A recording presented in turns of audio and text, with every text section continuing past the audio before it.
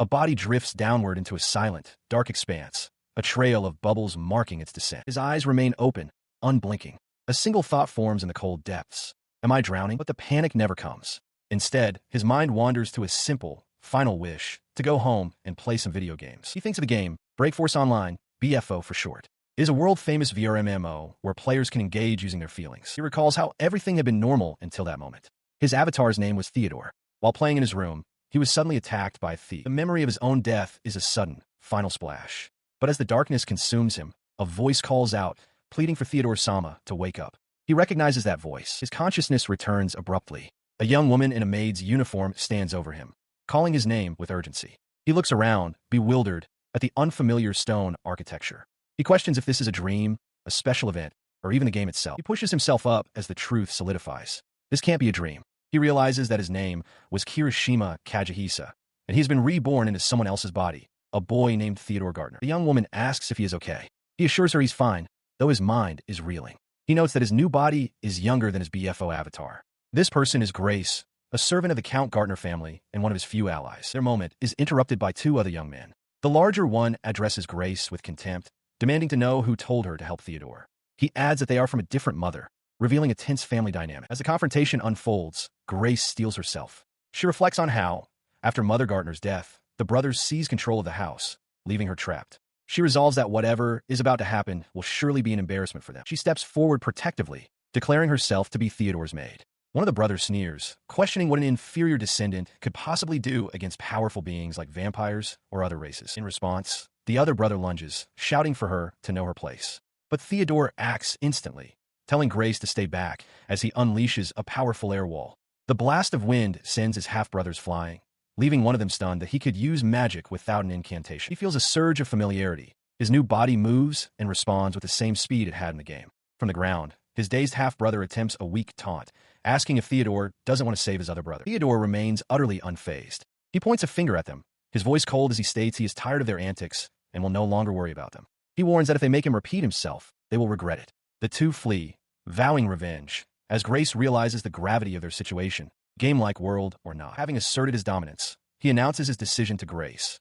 He is leaving the house for a new place. With the memories and power of his past life, he feels he can go anywhere. As they depart, Theodore looks back at the estate, finally feeling free. Grace reaffirms her loyalty, promising to follow him anywhere and explaining she made a vow to serve both him and his mother long ago. Still grappling with his dual memories, Theodore asks if he is a bother, but she insists she would much rather be with him. She apologizes for her earlier failure to protect him from his brother, thanking him for his forgiveness.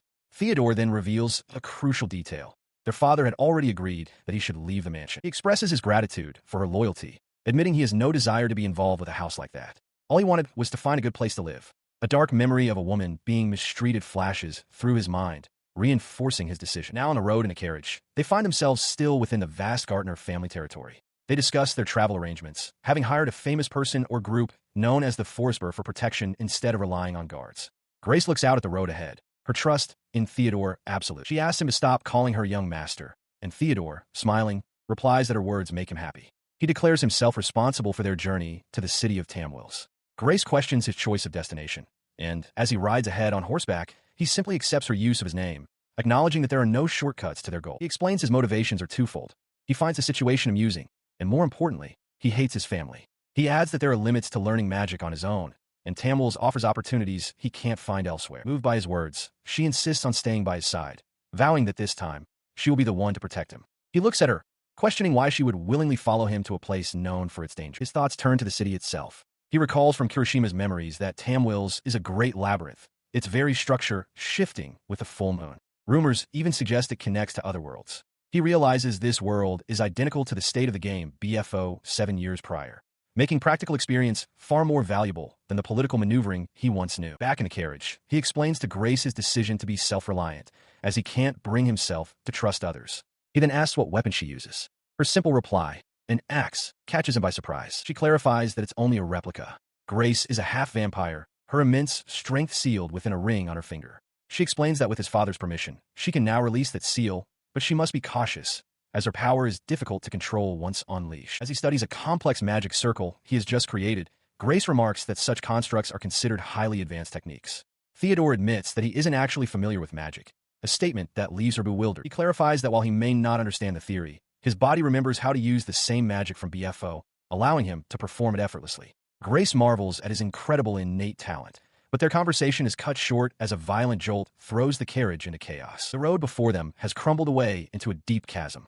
As the horse panics, Grace cries out his name, but Theodore is already reacting. He stands before the precipice, a complex magic circle glowing at his feet as he casts a spell. Live detection. She watches in awe, recognizing the spell as Class 4 magic. She reflects that at his age, she was incapable of such a feat. Theodore, meanwhile, analyzes the information from his spell, concluding that it will be very useful. His magical senses confirmed the threat. A massive horde was bearing down on them. The wave of creatures was composed of killer ants, goblins, and wolves. All he had wanted was a quiet day. The other travelers panicked, one suggesting they flee before getting involved. But Theodore observed grimly that the entire group of monsters seemed to be heading directly for them. He turned to his companion with a plan. He stated that if they could release Grace's power, she would be able to defend them all. Holding her ring, Grace calmly affirmed that it was all right with her. Without hesitation, Theodore embraced her and roared the command to cancel the seal. A brilliant light erupted from them as her restraints were broken. As the monstrous horde charged, Theodore stood his ground with confidence, arms crossed, while the other travelers watched from behind him with a mixture of fear and anticipation. Grace's power was unleashed. Wielding a colossal chained weapon, she leaped into the enemy ranks, announcing her attack. She carved a path of destruction through the monsters, leaving Theodore momentarily stunned by her amazing power. He quickly joined the fray himself, raising a hand and declaring that hell was coming.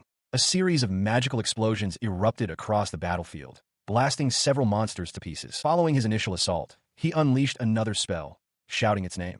Tusk of Earth. Massive spikes of rock shot up from the ground, impaling the charging creatures and halting their advance. The battle was over as quickly as it began. Standing amidst the carnage, Theodore reflected internally that the overwhelming feeling of their combined power was no exaggeration. But their victory was short-lived. From the trees ahead, a second, even larger horde of monsters emerged, a seemingly endless tide of creatures whose front ranks appeared to be fleeing in terror. He watched as the second wave of monsters descended, a terrifying, chittering tide of claws and fangs rushing towards them. But before the horde could reach him and Grace, another group of warriors intercepted the charge, their blades flashing as they met the creatures head-on. The swordsman, seeing a monster leap towards his companion, shouted a warning for Monica to watch her back. She calmly replied that she was aware, already engaging the threat. From his vantage point, Theodore observed with surprise that the creatures were using martial arts. His mind raced, connecting this observation to the rules of his new reality. He realized that in this world, martial arts couldn't be used without possessing the proper skills. As the adventurers fought, creating a protective circle, Theodore felt a wave of relief. Thankful they had found these allies in a place known as Forceburg. The immediate danger had passed, but not without a cost. Grace looked down at her hand, a fresh scratch marring her skin from the fierce combat. As the last monster fell and the adventurers declared the fight finished, she approached Theodore. With a slight wince, she held her injured hand and thanked him for his help. He turned his attention to her, his gaze softening as he asked if she was all right. Blushing slightly, Grace insisted that she was fine. With the battle won, one of the warriors suggested they hurry to the next city. Theodore, however, decided it would be better to set up camp and rest. Expressing his gratitude for their survival, he announced his decision to the weary group. As the others began to relax, his thoughts drifted. He looked out at the landscape, a stark realization settling in his mind. This was no game. This wasn't Break Force Online. He stand with his newfound companions, Grace by his side, ready to face the path ahead. The respite is over. Their true journey has only just started. As Theodore walks through a wooded area, his thoughts are on Grace. He knows she went for a walk with Lucian and the others, but he wishes she wouldn't wander off in a place known for monsters. He is particularly concerned because of the seal from the ring. His concern deepens, recalling that it has been some time since he last released her seal, and he worries about her condition. Lost in thought, he suddenly stumbles, catching himself by surprise. He looks down to see he is holding a piece of clothing. Looking up, he realizes he has stumbled upon Grace, Monica, and another female companion bathing in a nearby river. They all cry out in shock at his sudden appearance. He immediately offers an apology for the intrusion. Grace, flustered, quickly tries to cover herself. Sometime later, the group has reconvened in town, fully dressed. Theodore announces his intention to go buy a spare for his staff. The male warrior, holding several heavy sacks, declares that he and Monica will go to the guild to exchange their spoils for money before buying supplies. With their errands decided, the warriors suggest they all meet up after they are finished. The party then splits, with Theodore and Grace heading one way, and the others heading another. As he and Grace walk together, Theodore feels compelled to properly apologize for what happened that morning. Grace, surprised, tells him there's no need for him to feel sorry about the incident when she was bathing. He becomes flustered, but then has a sudden thought. Grace attempts to put him at ease, reminding him that there was a time they were both naked together in the past. Her comment leaves him momentarily stunned as she walks on ahead. Meanwhile, Monica and the male warrior are confronted in the street by an imposing man flanked by two hooded figures. The man, the city's guard captain, shouts that there's no way they could have exterminated the monster group. The warrior explains to a confused Monica that the captain is angry they received the reward money and has come to complain. The guard captain cuts the discussion short, declaring that there's no point in talking in the middle of the street.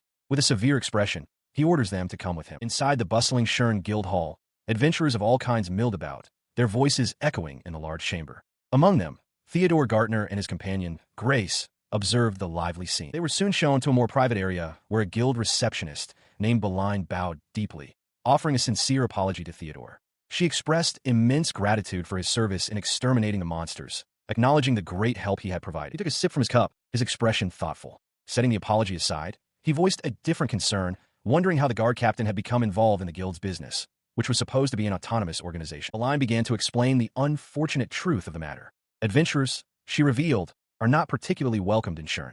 Furthermore, the guard captain was the one responsible for exterminating monsters in the very area where Theodore had encountered them. She elaborated on the captain's mindset, explaining that he would rather allow a village or two to be destroyed than admit his own failure.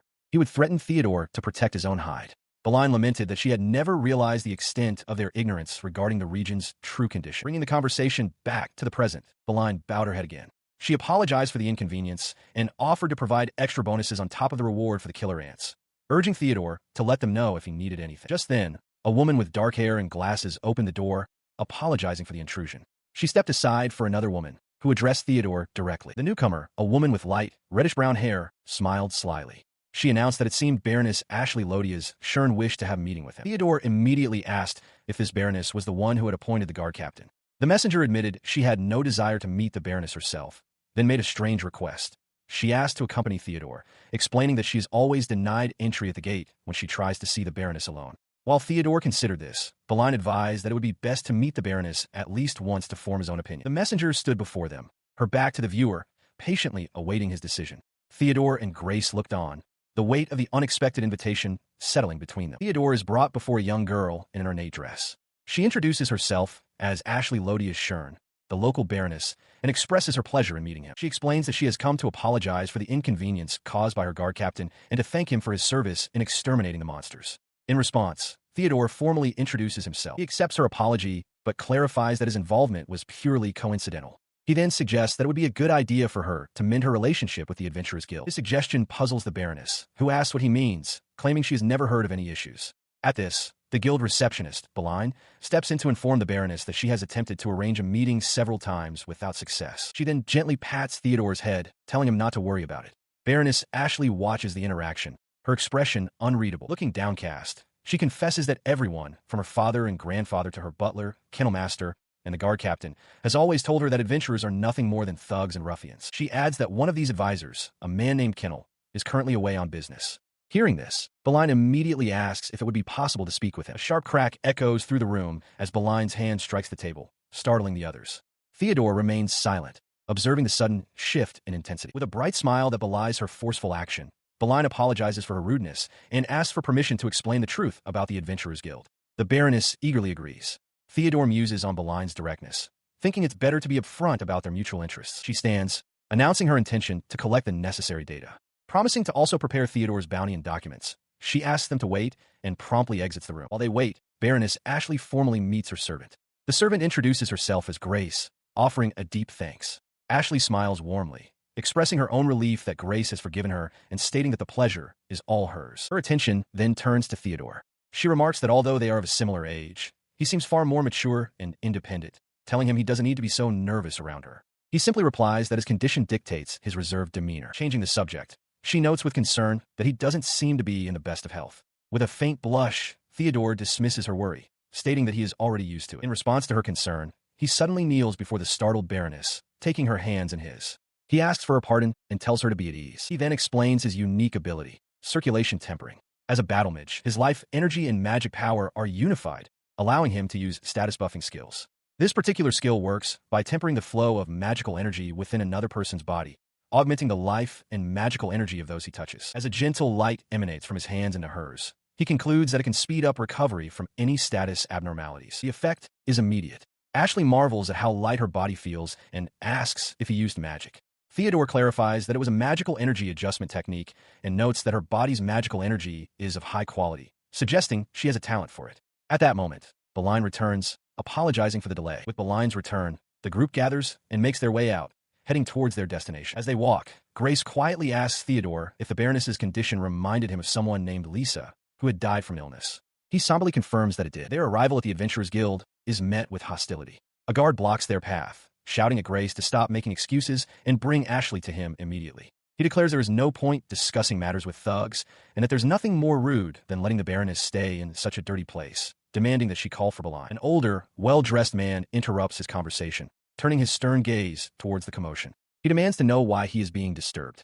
Stepping forward, Theodore Gartner introduces himself and takes full responsibility for the disturbance, meeting the man's intense scrutiny. Following this introduction, the group relocates to a private room. Beline requests a private talk, explaining to the man that they have something important to discuss regarding Ashley Sama, before recounting the events that had just transpired. Having heard the story, the man rubs his temple, remarking on the guard captain's deplorable behavior. He questions whether Beline can be trusted, prompting Theodore to ask if there have been any problems with adventurers in the past. Beline concedes that a minor incident did occur once before. He presses the point, arguing that monsters will not wait for them to replace the guard captain. Theodore warns that the guard's fighting strength is currently very low, putting them at great risk if they don't move quickly. He insists that they will undoubtedly need the adventurers' help. The older man listens, his expression troubled. He admits, with some embarrassment, that to lessen Baroness Ashley's burden, most of her duties are handled by representatives, as she was born with a frail constitution. This prompts Theodore to ask about someone named Elliot. He explains that Elliot is Ashley's older brother. 8 years ago, the previous master and his wives perished. Elliot, who was returning from studying abroad, was on a ship that was involved in an accident and disappeared. Theodore reflects on how difficult this must have been for Ashley. Suddenly, the somber atmosphere is broken as a young woman bursts into the room, running with an energy that startles everyone. It is Baroness Ashley, who joyfully calls out, "Grandpa!" Her grandfather stares in disbelief, questioning if she should be running. Ashley beams, telling him she feels wonderful, all thanks to Theodore. Still holding her, the grandfather asks if it's really true, marveling that he would never normally see her so healthy. Grace clarifies that the effect is only temporary. Overwhelmed, the man turns to Theodore and offers his deepest, most sincere gratitude. As Theodore's party prepares to depart, Monica calls out to him, playfully teasing him for being treated like a child. Nearby, another group of adventurers learns that the maintenance on their equipment could not be finished that day. She explains that the damage from the killer ants was worse than expected, and repairs won't be done until tomorrow. Realizing they need a place to stay, Theodore considers their options. At that moment, Ashley smiles and offers a solution. They can all stay at her house. Her fragile state, Theodore explained to her grandfather, was worsened by many factors, chief among them the loss of her parents 8 years prior. He confessed a personal fear that if he did nothing, he felt he would fall deeper into some personal abyss. The old man simply asked for his reason. Later, outside, the young Baroness herself approached Theodore. The messenger acknowledged that they knew his party planned to leave early the next morning, but she had something to ask. Ashley, looking down shyly, began to speak to Theodore directly. She then made her simple, heartfelt request, her grandfather watching from behind her. She wanted to be Theodore's friend. The declaration caught him completely by surprise. He recovered quickly, a gentle understanding on his face. He agreed, formally accepting Ashley's offer of friendship. The young girl's face lit up with pure relief. Their moment was interrupted by the messenger, who approached Kennel with a smile, announcing she had a good idea. The old man seemed displeased by the interruption of such a wonderful sight. She presented her case, suggesting that the reason the guard captain had slipped up was due to Kennel's overwhelming workload. He was not only a butler, but also the acting master of the land, responsible for management and administration. She had a suggestion for this, if he would care to listen. He seemed hesitant, but she urged him to hear her out completely. Kennel paused, considering her words with a deep, thoughtful frown. She framed her proposal as something beneficial for Ashley's future. With Ashley looking on, the messenger confidently asked for his decision. She pledged that, as a helper, she would give her best to support him, even if subtly. Kennel finally relented, agreeing that he too had been thinking of Ashley's future and would discuss the matter with her. Later, Theodore asked her what she had discussed with Kennel. The messenger replied cryptically that he would know soon enough. She then turned to the rest of the Forsberg party, including the Fox Lady, and announced that Kennel's offer extended to all of them. They were all invited to stay, so they could see for themselves what kind of people adventurers are. He listened as the messenger clarified her intentions. She explained that while she might scheme from the background, it is her principle to never plan anything truly evil. His gaze fell upon the young Baroness Ashley, now surrounded by his companions. A quiet realization settled within him. She was his first friend in this new life. As their carriage pulled away from the grand estate, Ashley watched their departure from a window high above, a small bouquet clutched in her hands. Her farewell seemed to carry across the distance, a promise that she would eagerly await the day they could meet again as friends. With that parting sentiment echoing in their minds, the carriage continued its journey down the sunlit path. Inside, his companions were captivated by the view. The warrior's face was alight with wonder, and Grace called out to Theodore, marveling at how amazing it all was. He shared their awe, turning to the elegant, animal-eared woman beside him. He began to comment on this world, and she finished his thought, agreeing that it was indeed spectacular. Before them, nestled in a vast, rocky basin, lay the source of their wonder, a massive, circular walled city. The woman announced their destination, the city of Turmoils. In the distance, the silhouette of a grand, Gothic castle with numerous spires pierces the sky, a silent sentinel over the surrounding lands. Their journey brings them to the gates of a fortified city. As their carriage passes through the imposing iron portcullis, Theodore and Grace peer out the window, their expressions a mixture of curiosity and anticipation. Having safely arrived, Theodore is presented with a heavy pouch of coins as payment. He expresses his gratitude, though he seems surprised by the generous amount. The woman paying him suggests she may need his help again in the future, a prospect that delights him. He then speaks with the warrior from the forest bird party. The warrior explains that while there are some things he still needs to decide, he will contact Theodore through the guild if he requires their help again.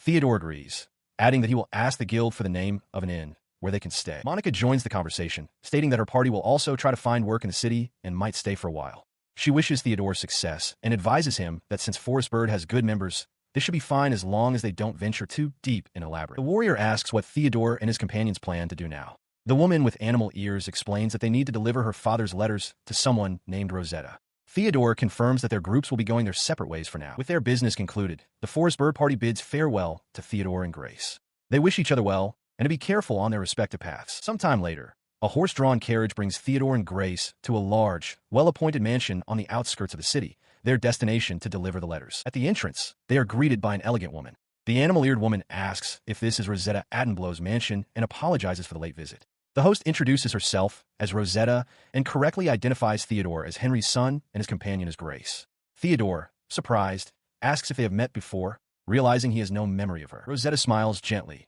confirming that they have met twice before, but she expected he wouldn't remember. She then turns her attention to Grace, explaining that she has heard about her from Lisa's letters. She told Grace that she recognized her immediately, remarking on her beauty. The letter from Lisa-sama, she explained, confirmed that Grace was someone Theodore's mother trusted deeply. The woman then invited them inside. As she opened the second letter, she confirmed it was from the Count, Theodore's father. Once they were all seated in a well-appointed room, he asked with a hint of apprehension what the letter said. She relayed the contents, stating that she understood his situation and that his father had requested her help so he could live in the city. She noted that learning magic in Turmoils would require enrolling at Persephone Academy. In response, Theodore declared his first priority, finding a house. The request seemed to catch her by surprise. He clarified his position, explaining that if she were to simply look after him because of his father's letter, he would still be under his family's protection. He was determined to do as much as he could for himself. His expression was resolute. Rosetta watched him, her own expression turning thoughtful as she considered his words. She smiled, admitting that his response was unexpected, as she had assumed he would be against her involvement. Nevertheless, she agreed to honor his wish. She elaborated that while she did want to oppose the idea, she knew it would be futile. Even if she forbade it, he would simply go out and do it himself without any hesitation. The woman concluded that it was better to help him to some extent rather than let him venture out alone, where she would have no responsibility for his well-being. She asked if he was convinced, and Theodore, with Grace at his side, affirmed that he was. She looked down with a gentle expression, thinking to herself that if anything happened to him, she would not be able to face Lisa. She explained her connection to Theodore's family, revealing that it was more accurate to say she knew both of his parents. They had attended the same school, and she had even ventured into the labyrinth with his mother, Lisa, on one occasion. Theodore listened, absorbing the revelation that this woman knew his mother. Understanding his situation, she offered her home for the night so he could rest from his journey, proposing they could search for a house for him the next day. Theodore agreed. He processed the new information, his thoughts lingering on the fact that his mother had gone into the labyrinth with her. He found himself wondering just what kind of person this Rosetta truly was. The next day, they began their search for a house in Turmoils to serve as Theodore's new base. At the real estate agency of Kaisa Mortis, they were shown a grand, two-story residence that met their needs. With the property secured, Theodore and Grace began the task of moving in, carrying rolled bedding and other necessities into their new home. The day after, they continued their administrative tasks, completing the paperwork to enroll Theodore at Persephone Academy, the city's educational institution. Their errands then took them to the Adventurers Guild, where they were greeted by a receptionist named Hiza. There, he finished the registration forms for the guild. Hiza appeared taken aback by the introduction letter he presented, while Theodore himself seemed a bit flustered by the process. She smiled warmly, confirming that his registration was complete. All of his information had been successfully printed onto a magic stone, which would serve as his official identification. He thanked her for her help. She then inquired if he planned to go exploring immediately, advising him that entry into the Great Labyrinth required preliminary training.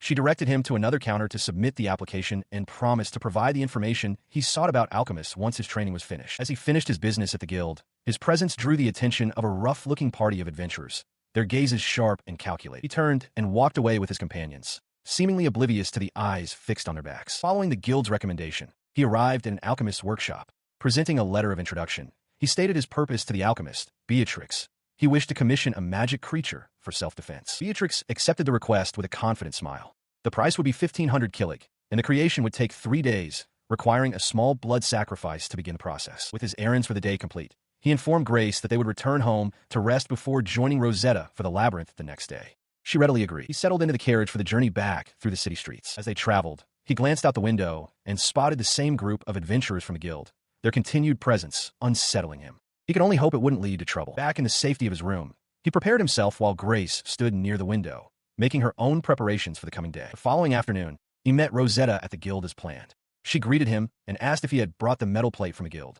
He affirmed that he had, presenting his adventurer's tag. With all preparations complete, Rosetta gave him a final word of caution, telling him to be careful as he, along with Grace, prepared to take his first steps into the labyrinth. He stood at the entrance to the Great Labyrinth, receiving a map and documents from official guide. Holding the map, he turned to his companions. Rosetta inquired about his usual line of work, prompting Grace to ask if it was all right for Rosetta to be away from her duties. Theodore explained that since Rosetta was joining them, he felt it was important to be properly prepared. Rosetta clarified her situation, revealing that she teaches healing magic classes at Persford Academy. She added that the effectiveness of healing magic depends on the user's magical compatibility and that skilled healers are quite rare. Because of this rarity, she concluded with a gentle smile, the Academy grants her the leeway to decide her own schedule. The group arrived before the magnificent structure of the Boundary Labyrinth Gate Shrine, its towers reaching towards the sky. Below, a grand statue stood sentinel before the entrance. As they walked through its halls, Theodore asked which deity was worshipped there. Rosetta explained that it was the moon goddess Schwaz, who governs the safety of journeys, just as they reached a vast, spiraling staircase descending into darkness. He stepped to the edge, peering down into the gaping maw of the labyrinth. At the bottom of the stone-lined passage stood a single, dark monolith. Rosetta explained that the stone could transport people to any floor they had visited at least once before. Theodore's expression fell slightly.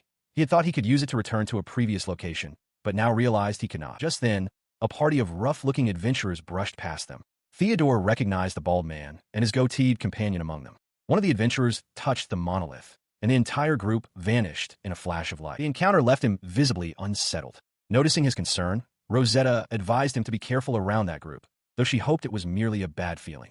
Theodore remained silent, lost in thought. He recognized the pattern from his time in BFO. It was a beginner's hunt. He recalled that even when it was just a game, the low-level floors were rampant with player killers preying on the inexperienced. Grace found the thought cruel, but Rosetta seemed intrigued, asking where he had learned of such a thing. Theodore's expression hardened, his hand resting on the hilt of his weapon as he declared that if those adventurers became an obstacle, they would simply need to be removed. With his decision made, he took a determined step into the dark, brick-lined passage. All right then, Rosetta enthusiastically agreed, and together, the three of them marched forward into the depths of the Great Labyrinth. Deep within the stone labyrinth, Theodore Gartner conjures a floating orb of light, illuminating the dark, narrow corridor ahead for himself, Grace, and Rosetta Attenborough. As they proceed, Rosetta expresses her confidence, suggesting they should be able to reach the 5th floor today. With a determined look, she tells the others, all right then, let's go. Her optimism is immediately tempered with caution as Grace stumbles forward, nearly losing her balance. Rosetta adds that despite her goal, they will still need to see how they fare. She glances back at her companions, taking in their progress through the oppressive darkness. I see, she murmurs, her expression thoughtful. The trio continues their descent, the lone ball of light their only guide in the silent, stone-walled passage. Their steady pace is interrupted as Theodore voices a question that has been on his mind. He asks Rosetta if she was suspicious of the group of adventurers from the start. He recalls her buying a map specifically to navigate properly, which he took as a sign of confidence, and now asks for her true reasoning. Holding the map, she turns to him with a knowing smile. That's also one of the reasons, she admits, confirming his suspicions were at least partially correct. She then points to the parchment, revealing her second reason. The map itself clearly marks potential locations where the other adventurers could lay an ambush. Rosetta elaborates, detailing a specific choke point on the 3rd floor, a long hallway after a stone monument that meets a perpendicular corridor. She identifies it as the most suspicious place, explaining how attackers could use small side rooms to flank them while archers pin them down from afar. Theodore listens, impressed by her tactical insight, and wonders aloud who could have taught her such things. Her cheeks puff out slightly as she confesses her original, less pragmatic plan.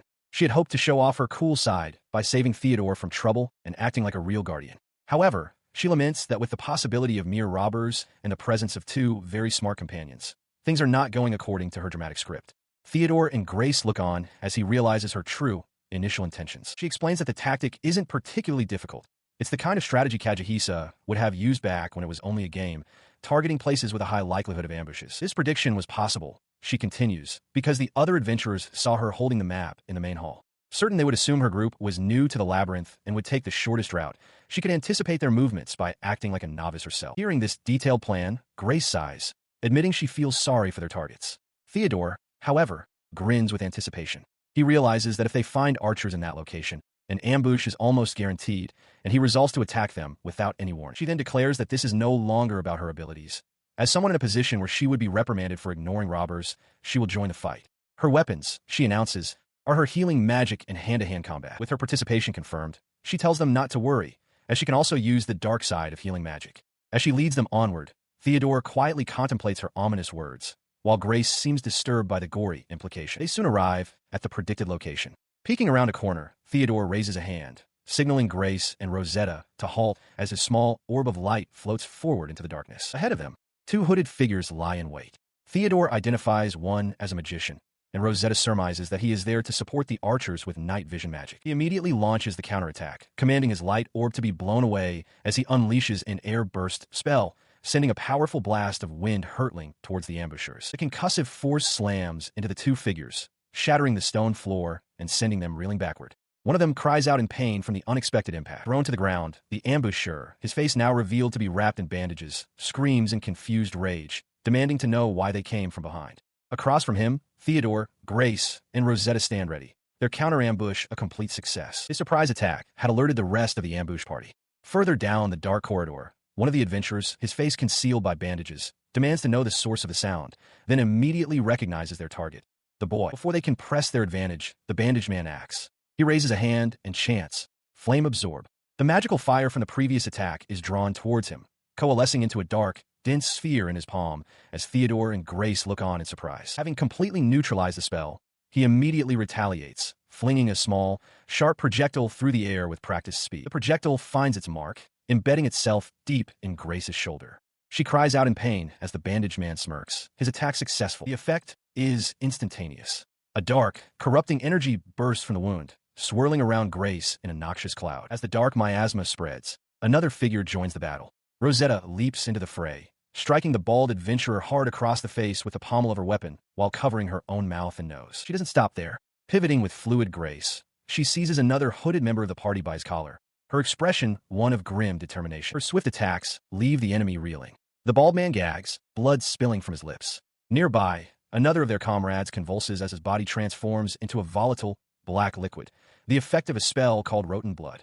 On the floor, Grace lies motionless. Seeing the grotesque transformation, Theodore raises his hand. He deems the creature's movements too slow and unleashes an electro-lance, a bolt of pure lightning, commanding it to burn the corrupted foe down. The coordinated counterattack throws the remaining ambushers into chaos. The goateed man, clutching his dagger, can only stare in bewildered fury. He shouts into the corridor, demanding to know what in the hell is going on. His shock twisting into grim resolve. The remaining ambusher slams his hand onto the stone floor, activating a vast, glowing magical circle.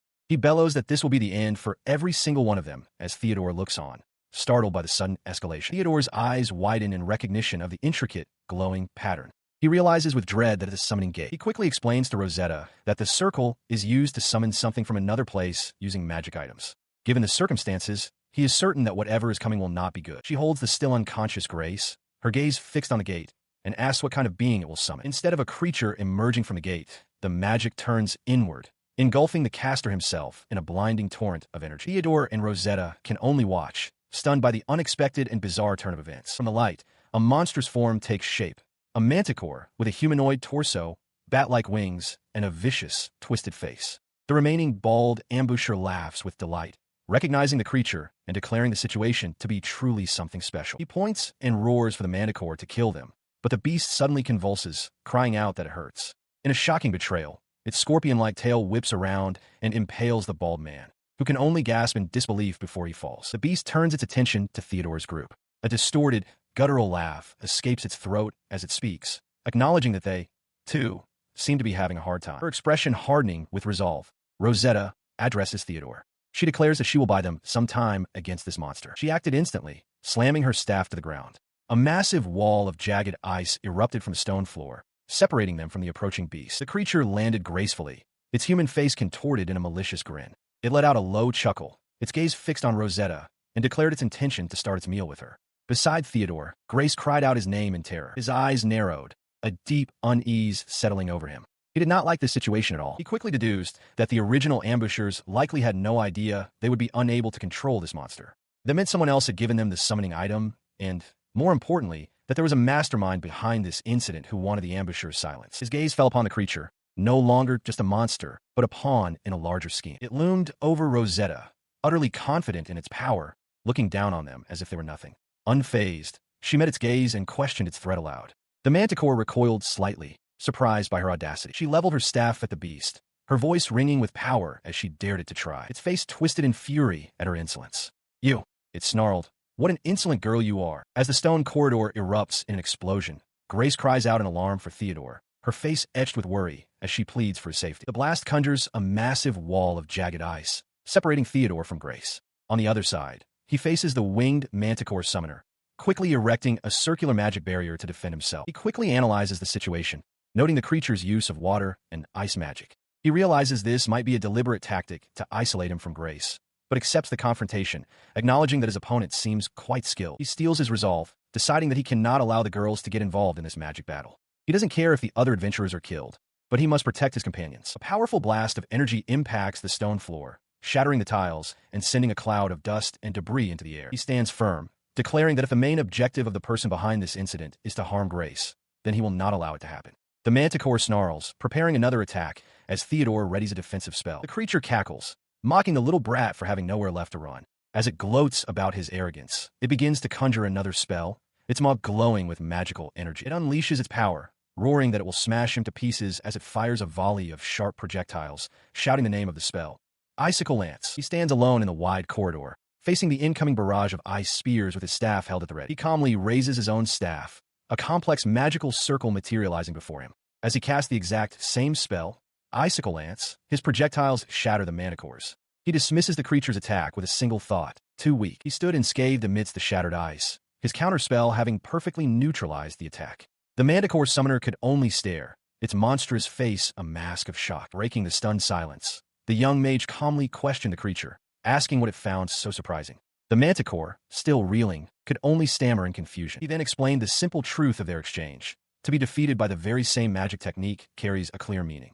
As he spoke, he effortlessly conjured a single, flawless icicle, a testament to his superior control. The implication was not lost on the manticore, which let out a roar of pure fury. Its rage boiling over, the beast abandoned spell casting and charged forward, its powerful form thundering across the stone floor. As it closed the distance, the creature's thoughts were a torrent of disbelief, unable to comprehend how it, a powerful being, could be losing to someone so young. But its physical prowess was met with overwhelming magical force. With a focused expression, Theodore unleashed a concussive blast that sent the charging manticore flying. Before the creature could recover, he had already prepared his next assault. Announcing his technique, Resonance Mines, he filled the air around the beast with dozens of glowing orbs, commanding it to eat the sound bombs. The subsequent explosions left the manticore battered and struggling to get to its feet. It could only curse its opponent, spitting out the words, "You damn lowly human." He approached the downed creature, calmly acknowledging its impressive willpower for surviving the attack. Despite this, he declared that its struggle was over. This was the end. But the manticore had one final, desperate gambit. Its body erupted in a self-destructive explosion, a blinding flash of light and force that completely engulfed Theodore. From beyond the ice wall, Grace's horrified scream echoed, crying out his name. From the smoke of the explosion, a massive, ornate blade cleaves through the manticore summoner's body. The creature lets out a final, guttural roar as it is violently bisected, dark blood splattering across the stone floor. Following the decisive strike, Grace lands gracefully amidst the creature's dissipating remains. With her weapon held ready, she announces her arrival, declaring that she has come to provide aid. The monstrous summoner lies motionless on the ground, its form twisted and broken. It is, for all intents and purposes, already dead. Before the scene can settle, Monica appears, casting a spell. She incants rotten blood, and a dark energy envelopes the corpse, causing it to rapidly decay. She watches the body dissolve into a bubbling pool, remarking that while the sounds of the battle seemed almost like a joke, the aftermath is certainly something to behold. Suddenly, Grace hears her name called and turns to see Theodore standing nearby, completely unscathed. Overcome with emotion, she cries out his name in relief. He steps forward and gently takes her hand in his, a quiet, reassuring gesture. Looking at her with a calm smile, he apologizes for making her worry. Grace, her face flushed with relief, tells him that it's all right as long as he is safe. At that moment, Monica calls to Theodore, directing his attention to the spot where the monster dissolved. Fragments of a black summoning stone lie on the ground. He picks up the pieces, a look of contemplation on his face. He confirms that this is the first time he has ever seen such an object, realizing with a start that this black summoning stone wasn't an item that existed back when this world was still a game to him. He listened as Monica took charge of the situation. She announced that she would keep the black summoning stone safe and watch over the 3 hooded figures huddled on the ground. She then asked him to call for someone to take them away. As Grace looked on with concern, Monica privately acknowledged that their captive seemed far more suspicious than she had initially thought. As his companions secured the prisoners in the background, his gaze drifted down the long, stone corridor. A heavy certainty settled upon him. This case, he realized, might not be over yet. At the Adventurers Guild, the receptionist Hisa diligently writes her report, a slight smile on her face as she finalizes the details of the recent incident. Across from her, Theodore confirms that everything is resolved, thanking her for the cooperation. She assures him that he will likely receive a reward once the events are fully confirmed. She then identifies the culprits as a troublesome adventurer group known as Snakebite, who are notorious for causing problems.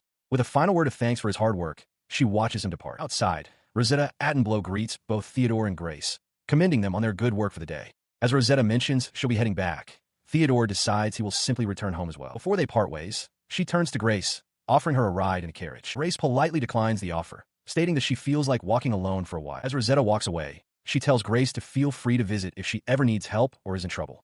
Grace agrees. Later, as she and Theodore look out over the sprawling city, she remarks on what a tiring day it has been, and he quietly concurs. Her gaze hardens, a look of quiet determination settling over her features as she stares out at the distant castle. The next morning, Theodore awakens with a jolt, finding Grace asleep beside him in the same bed. He quickly tries to calm himself, recalling that after they returned to the inn, they had used the single bed the landlord lent them, even though Grace had prepared a separate sleeping spot on the floor. He realizes he must move slowly and carefully to avoid waking her.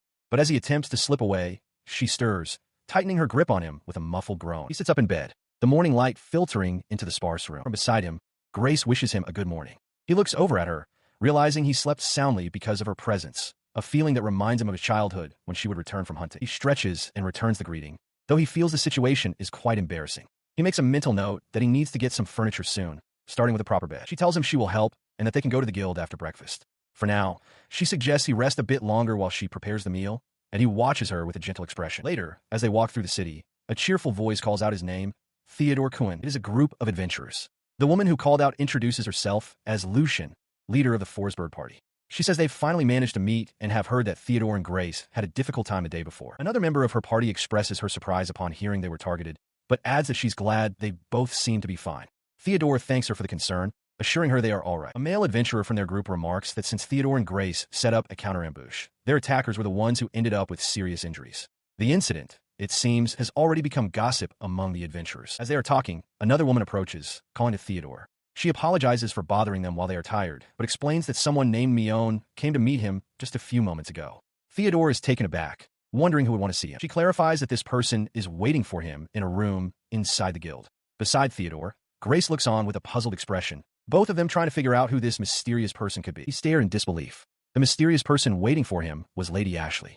The guild receptionist confirmed her identity with a simple statement. The woman gestured toward a set of double doors, indicating the way forward. She then informed Theodore that she would process the reward money for the snakebite incident during his meeting, asking him to see her again before he left. With that, she invited them to enter. He and Grace peered through the open doorway into the room beyond. Inside, a young woman in an elegant dress turned to them with a bright smile, calling out to Theodore and Grace by name.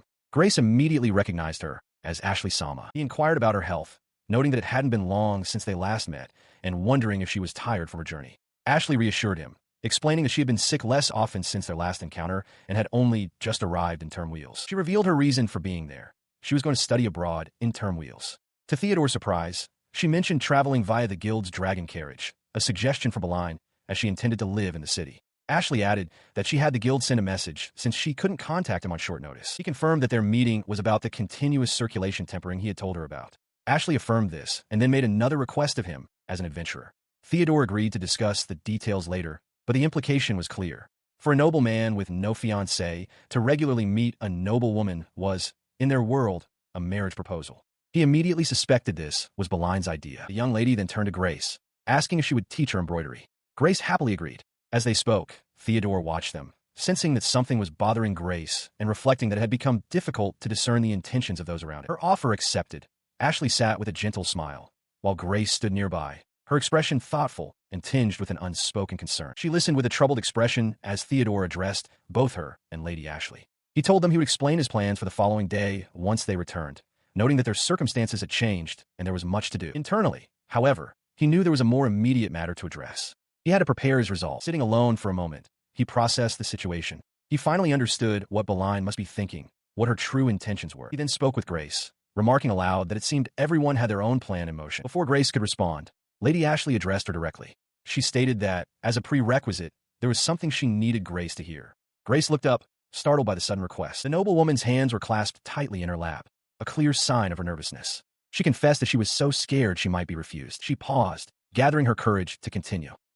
But before she could, Theodore spoke, turning his full attention to Grace. He reminded her that she had once pledged to serve him, but he did not want her to feel bound by any debt to her mother. He made it clear that she was free to leave, to set herself free from any such obligation. He watched her with a steady, serious gaze, awaiting her decision. Grace met his eyes and gave her answer. She told him that if he was all right with her accompanying him, then she wanted to stay together, beside him, as they lived this life. Her eyes widened slightly as she processed his words, a question forming on her lips. He met her gaze, his expression firm, and declared that she would as well. Stunned for a moment, her own resolve hardened. With a look of earnest sincerity, she made her own proposal, a plea for him to marry her. She quickly clarified that she understood his intentions, but Theodore tempered the moment, acknowledging that such a commitment was still a matter for the future. She then insisted that before she could give her final answer, there was something important he needed to hear.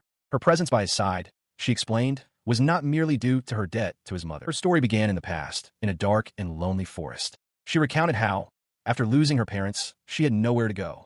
As a damper, born between human and vampire, she was hunted by humans and forced to flee into the woods to hide. She explained that this was a time before the invention of magic tools that could suppress her vampiric nature. Back then, she could only partially sate her hunger and lived in constant fear that she would begin to see humans as nothing more than prey.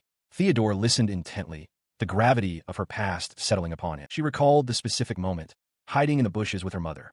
It was then she revealed that a young Theodore had been the very first to find them. And when their eyes met, the young boy had not shown fear or aggression.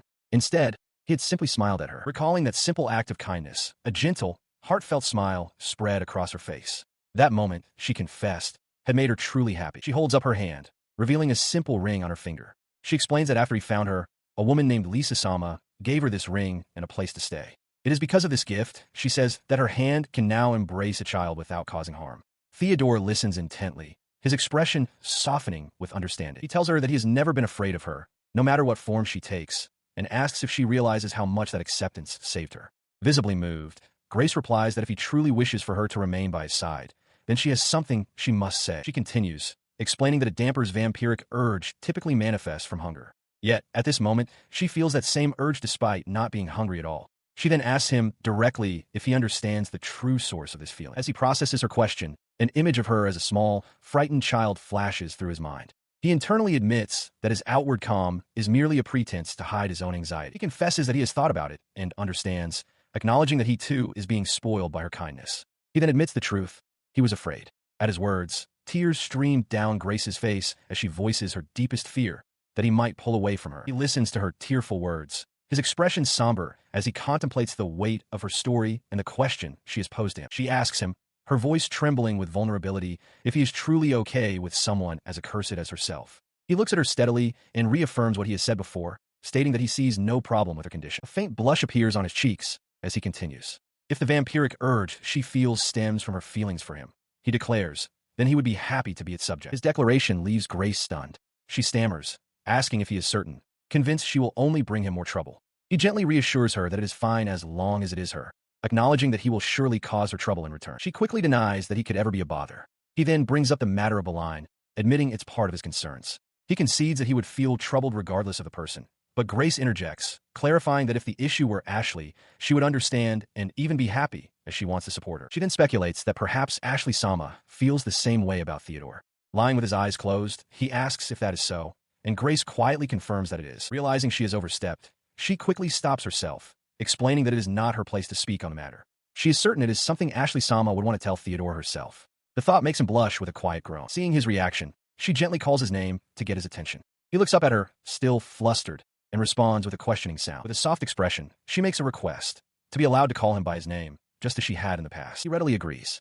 A blush spreads across Grace's face as she adds that it will be, at least for now. Overcome with happiness, she closes her eyes and offers a heartfelt, beaming thank you. Her cheeks still flushed, she softly calls him by a shorter, more familiar name, Theo. The moment hangs in the air as the view expands to the sprawling estate and the city beyond. A voice calls out, guiding Theodore to a bathing area. Inside, he sits at the edge of a large bath while Grace gently washes his back. She asks him to let her know if it hurts, but he assures her it feels perfect. He reflects that Grace has enjoyed this kind of physical closeness ever since he confessed his feelings, realizing her desire for intimacy was stronger than he'd initially thought. As she continues her task, Grace's thoughts turn to the future. She reminds him that he is set to begin attending the academy the very next day. He confirms this, and she follows up, asking if it is the livelihood magic lecture he will be attending. He affirms that is his plan. Grace then asks if she might accompany him. She acknowledges that as a non-attendee, she would have to stay in the waiting room, but she doesn't mind and plans to do some embroidery. Theodore agrees without hesitation. The following day, they arrive at the grand campus of Turmwheel's educational institution, Persford Academy. Theodore enters a large, tiered lecture hall while Grace settles at a table in a quiet courtyard, beginning her needlework. Inside the hall, a young woman with a large bow in her hair greets him warmly as Ashley-sama. He returns the greeting.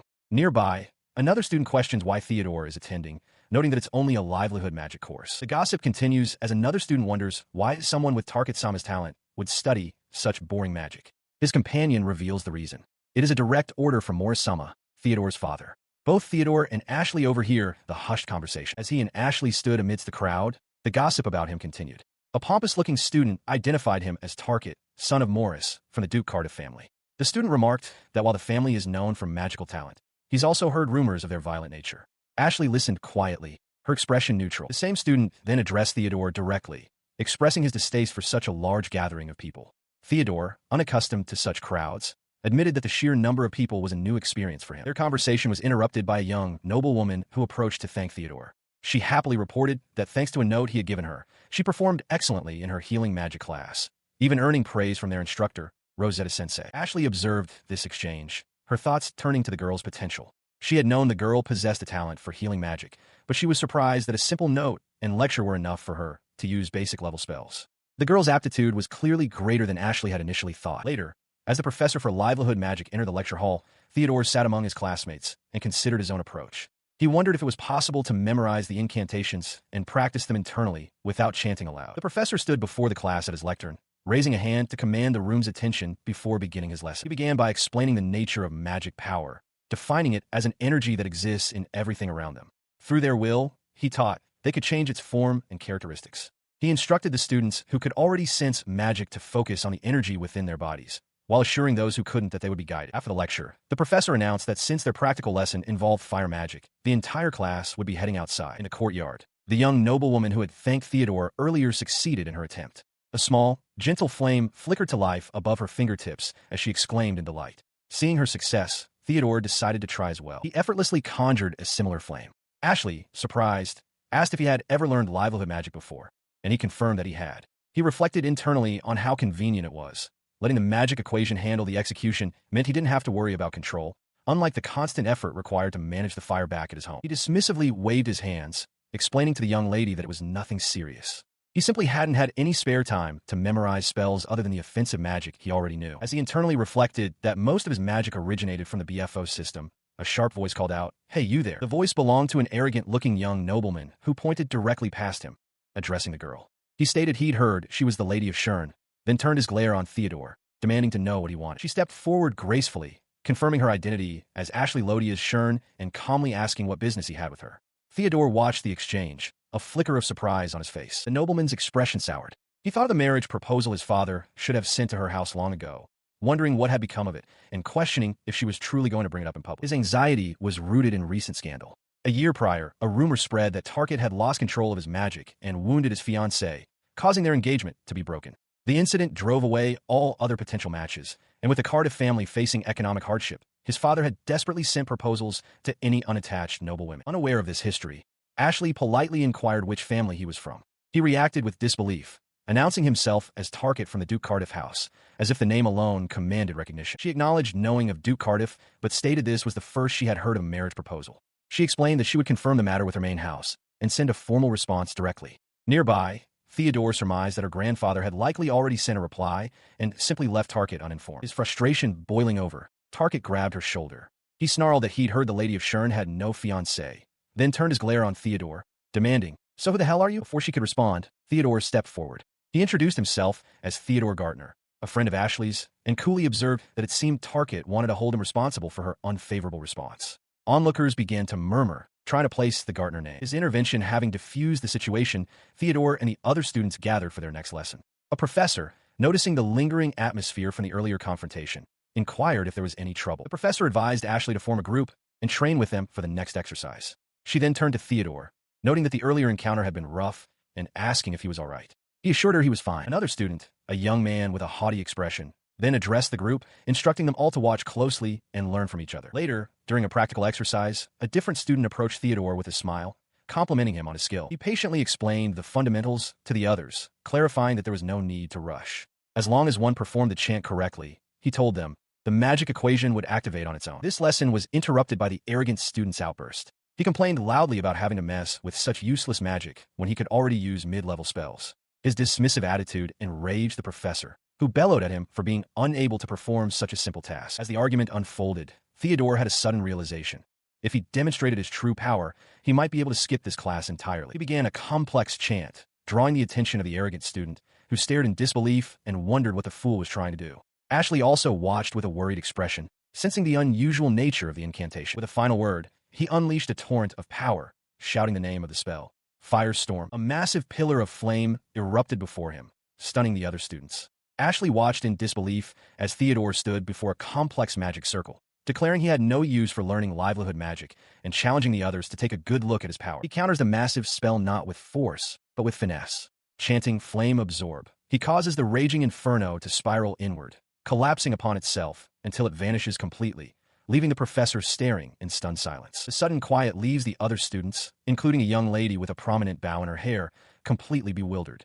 The arrogant student who cast the initial spell, however, glares with fury. He stomps towards Theodore, demanding to know what kind of magic that was.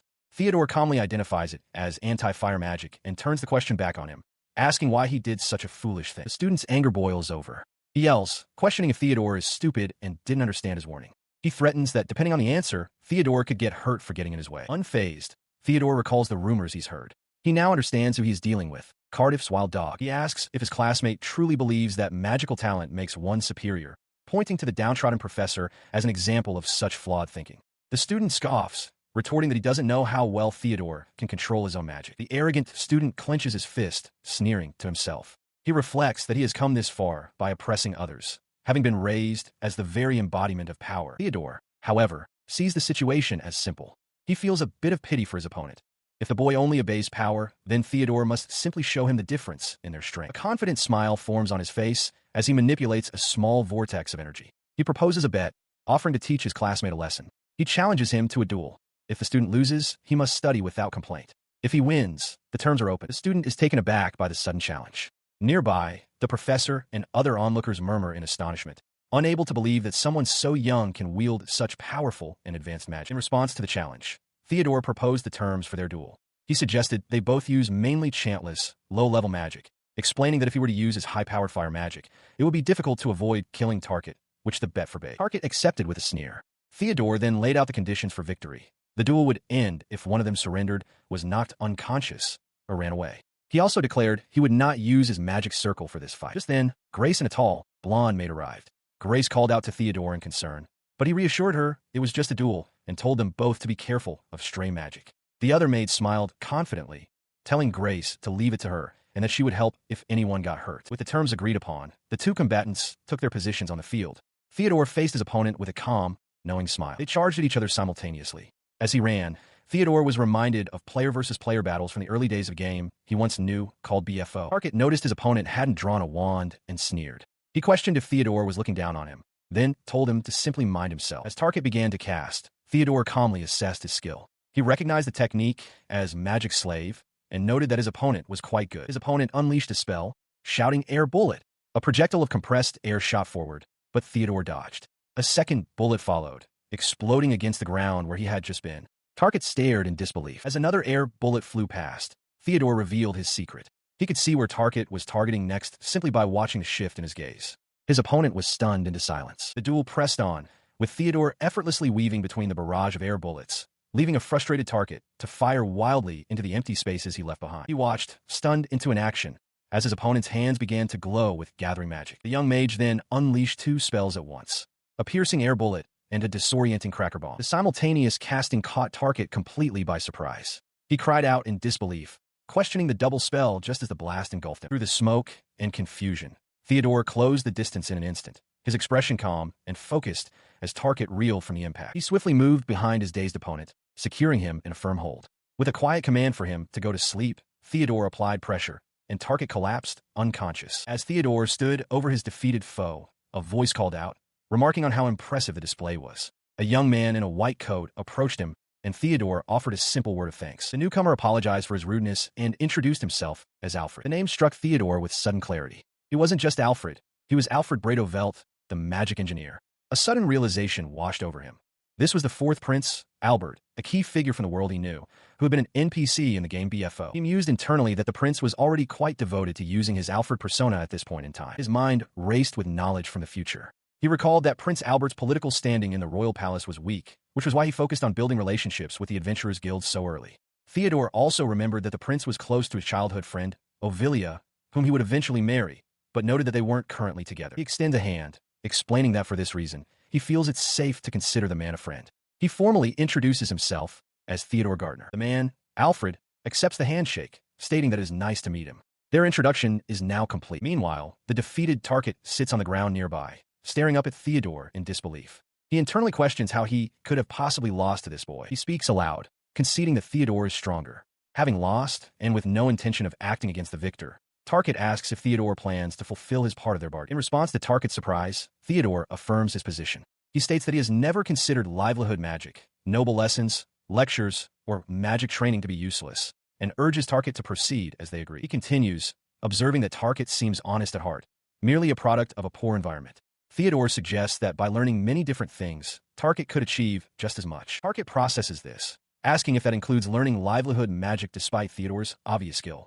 Theodore explains that he uses it to reduce trivial work in the labyrinth, which he visits to grow stronger. Target looks on, contemplating the advice. The scene shifts, focusing on the wooden beams of a ceiling, indicating a change in location. Inside a dimly lit workshop, the alchemist Beatrix stands within a glowing circle etched onto the floor, surrounded by tools and ingredients. A close view reveals her expression of distaste as she bites her lip and voices her displeasure with the situation. Elsewhere, in a dark cell, an elderly man with long, pointed ears and a grim expression seethes.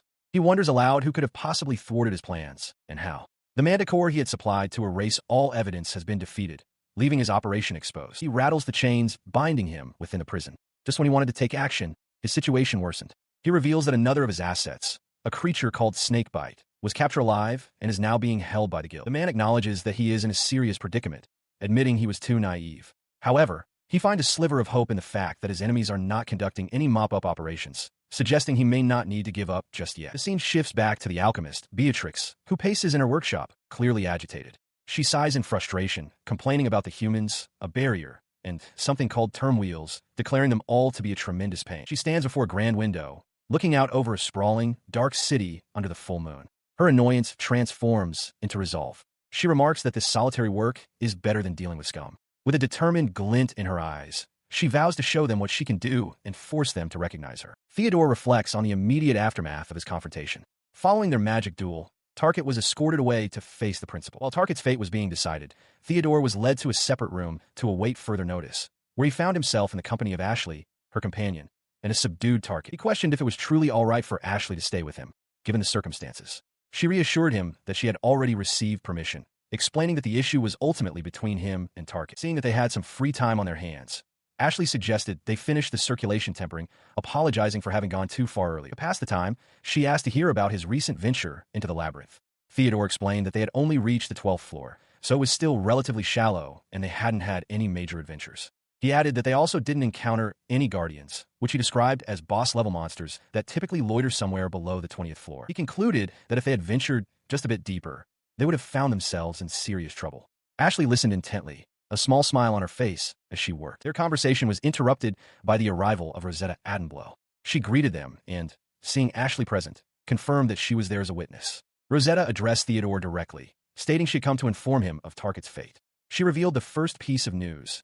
Tarket had been disowned by Duke Cardiff and would lose his right of inheritance. He considered this outcome. After the scene Tarket had made, Theodore had expected house arrest or imprisonment at the very least. With the Duke disowning him, expulsion from the academy seemed not just possible, but inevitable. Rosetta, however, corrected his assumption. She explained that Tarket would be staying in the academy. Two influential people interested in the bet they had made opposed the expulsion, arguing that it was wrong to expel a young man with such potential from a place of study. A compromise was reached. Tarket would be expelled immediately if he caused any further trouble. She conceded that Tarket was indeed a talented person when it came to magic. Theodore realized the irony. It was precisely because his relationship with Duke Cardiff had been severed that he was allowed to stay. Had he not been disowned, he might have been expelled instead. Rosetta had wondered who could have defeated such a promising battle mage candidate so soundly. He listened as Rosetta explained the political intricacies of the decision. Tarket's defenders were the principal and an anonymous figure from the upper echelon. Their intervention served to reduce Duke Morris's influence, and, as long as Tarket behaved, he could continue his studies under the care of his new benefactor. Rosetta looked at Theodore, acknowledging that he understood the situation perfectly. As they walked, he mused on the identity of the anonymous figure. Ashley's companion pointed out a practical problem. Since Tarket had been disowned, he no longer had a place to live while attending the academy. Elsewhere, the benefactor revealed himself. Prince Albert explained his scheme to a subdued Tarket. He had anticipated Tarket's disinheritance and intervened, thereby making the young man indebted to him and securing a new connection for himself. The conversation returned to the present, with Rosetta informing a surprised Theodore that Tarket wished to thank him. She relayed that it was because of him that Tarket was saved by the skin of his teeth. He turned away slightly, stating frankly that he had only acted for his own benefit and therefore had no right to be thanked. Rosetta smiled, thinking to herself that Theodore was once again plotting something cunning. She decided to consider the matter a debt owed to her by Albert. Ashley's companion, however, steered the conversation back to a more pressing issue: Ashley's current condition. The young woman explained that Ashley's sickness is common among those with high magical energy, causing fevers and physical weakness. Neither magic nor medicine could cure it. The only solution, she stated, was for Ashley to train her body to control her own immense power. Hearing this, Rosetta remarked that Theodore's method of circulation tempering was extraordinarily effective and that it was fine to continue using it. He readily agreed to continue treating Ashley. Her companion smiled, adding that it should be fine since the two of them don't have many opportunities to meet anyway. Rosetta then expressed her surprise that Theodore knew how to use circulation tempering.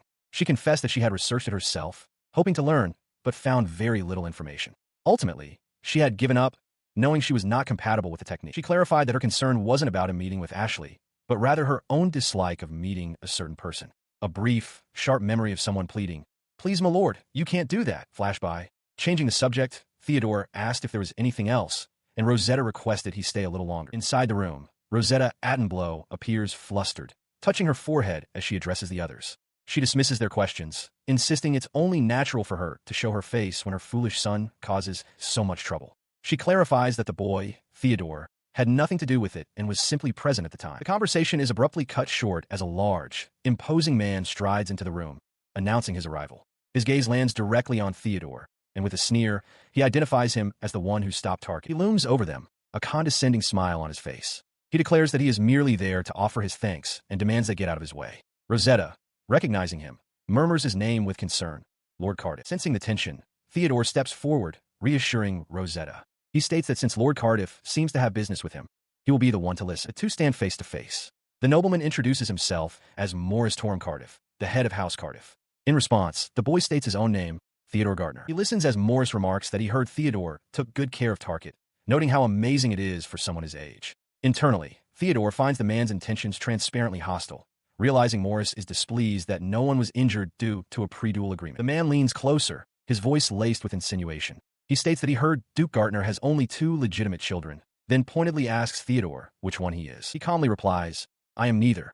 Morris feigns shock, then loudly and mockingly declares that Theodore must be a bastard son. He realizes with clarity that Morris knew his background from the very beginning. Theodore had only come to be polite, assuming Morris thought he was a legitimate heir.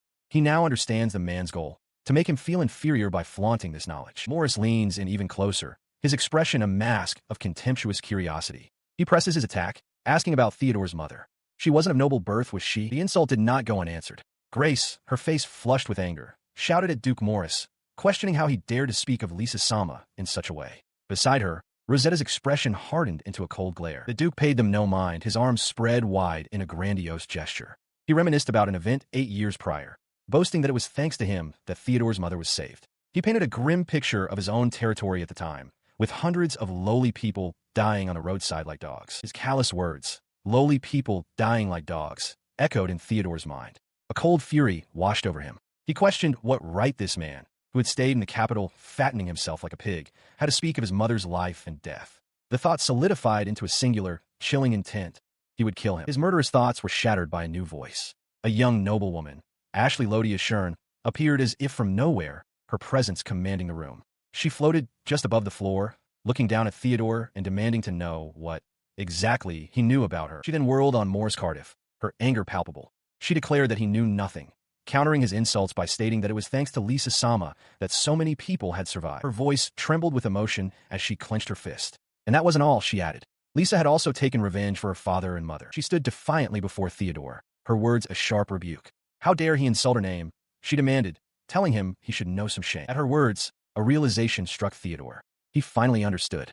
Seeing Grace in the background, he now knew why the maid had taken a liking to this young noblewoman. It was because she, too, knew about his mother. The young duchess then turned her full attention back to Morris Cardiff, her tone shifting to one of cold authority. She challenged him directly, asking if he understood what he was saying. As the head of the house of Duke Shern, she declared she could not ignore his disrespectful comments toward the savior of her house and her parents. Morris stared, stunned, repeating her title in disbelief. Before the situation could escalate, Theodore stepped forward. He calmly stated that while he was glad no one was hurt, he was still rather upset by the recent mishap. With that, he announced he would excuse himself and began to walk away, leaving the nobles to their shock. He walked away, reflecting on the foolishness of Morris Cardiff's actions. Though not stated explicitly, insulting another house in front of its head was a grave error, likely born from a desperate fear of diminishing his own ducal standing. But beneath his calm departure, a cold fury simmered. He made a silent, absolute vow. Morris Cardiff would pay for his words. His departure left Ashley in tears. She repeatedly apologized to him, but Rosetta was quick to reassure her that she had no reason to be sorry. Grace, however, noticed something amiss, her voice filled with concern as she pointed to Ashley's hand. The commotion drew his attention. He turned back to see Ashley struggling, trying to force a ring from her finger. A realization struck him.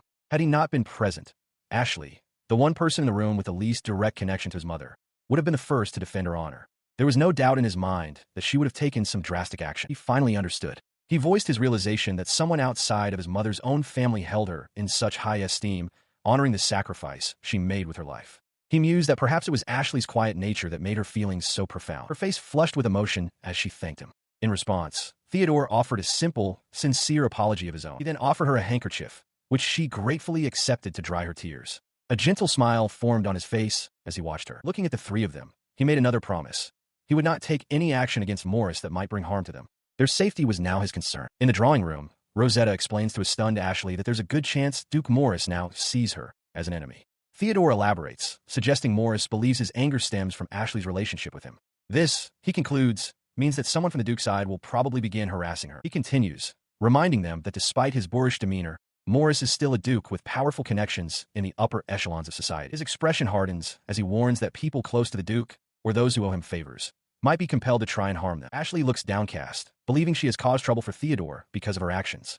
Rosetta quickly refutes this, stating it's the opposite. Theodore agrees, clarifying that their main problem now is figuring out how to ensure Ashley's safety. Grace affirms this, admitting that if Ashley hadn't spoken up against the Duke, one of them would have attacked him instead. Rosetta gently chides Grace for her lack of self-restraint. Realizing the depth of their loyalty, Ashley thanks them.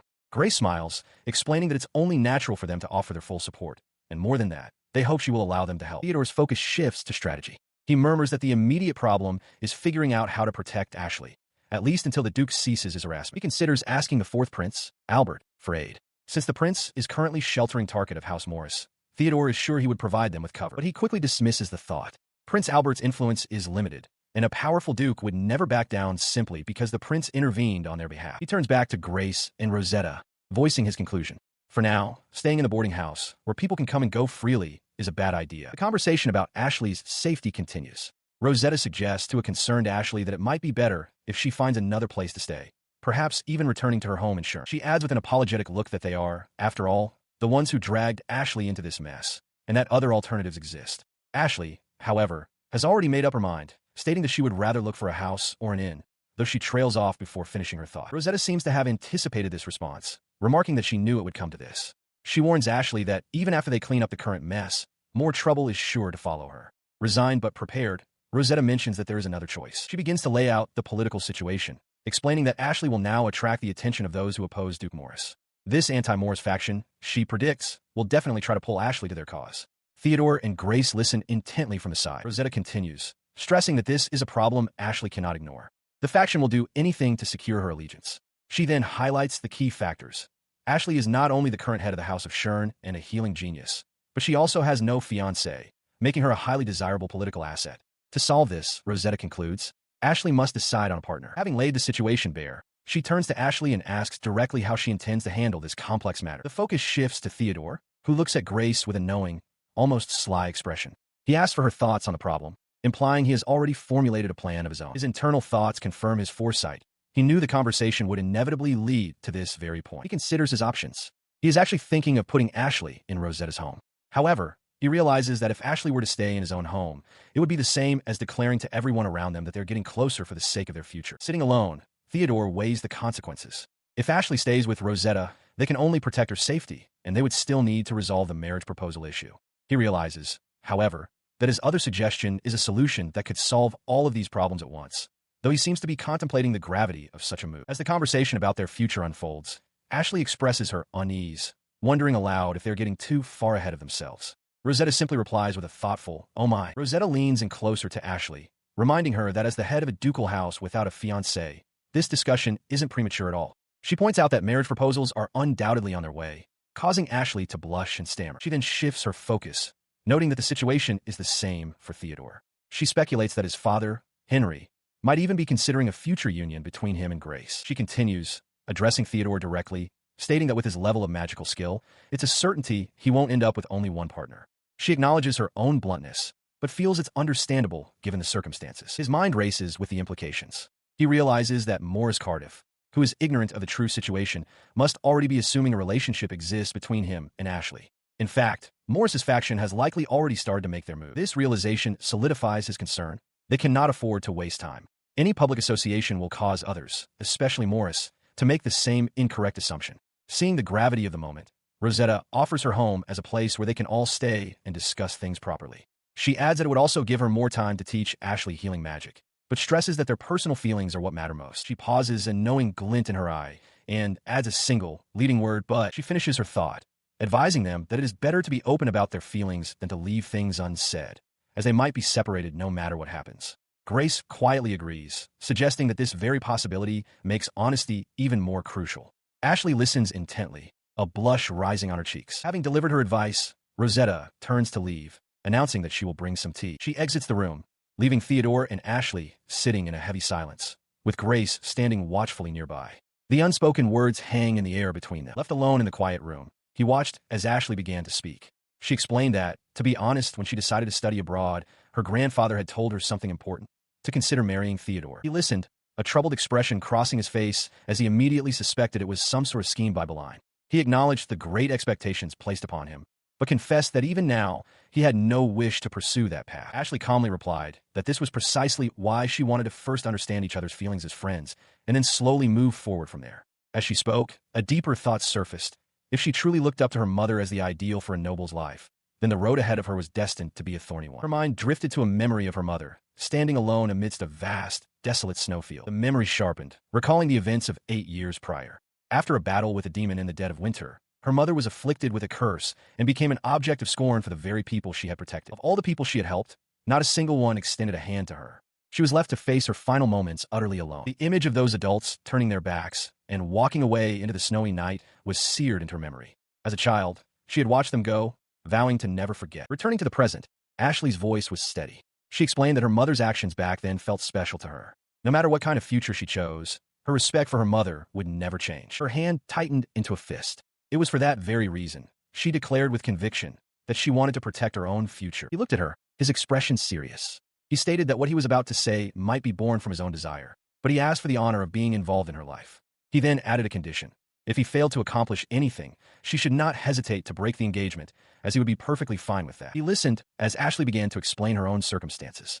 She confessed that she was afraid of anything from the outside world, a fear born from a sheltered life. Since both her parents had died, her grandfather rarely allowed her to play outside, and she had simply come to accept it. Her body had always been sickly, forcing her to spend most of her time in bed, believing there was nothing she could do.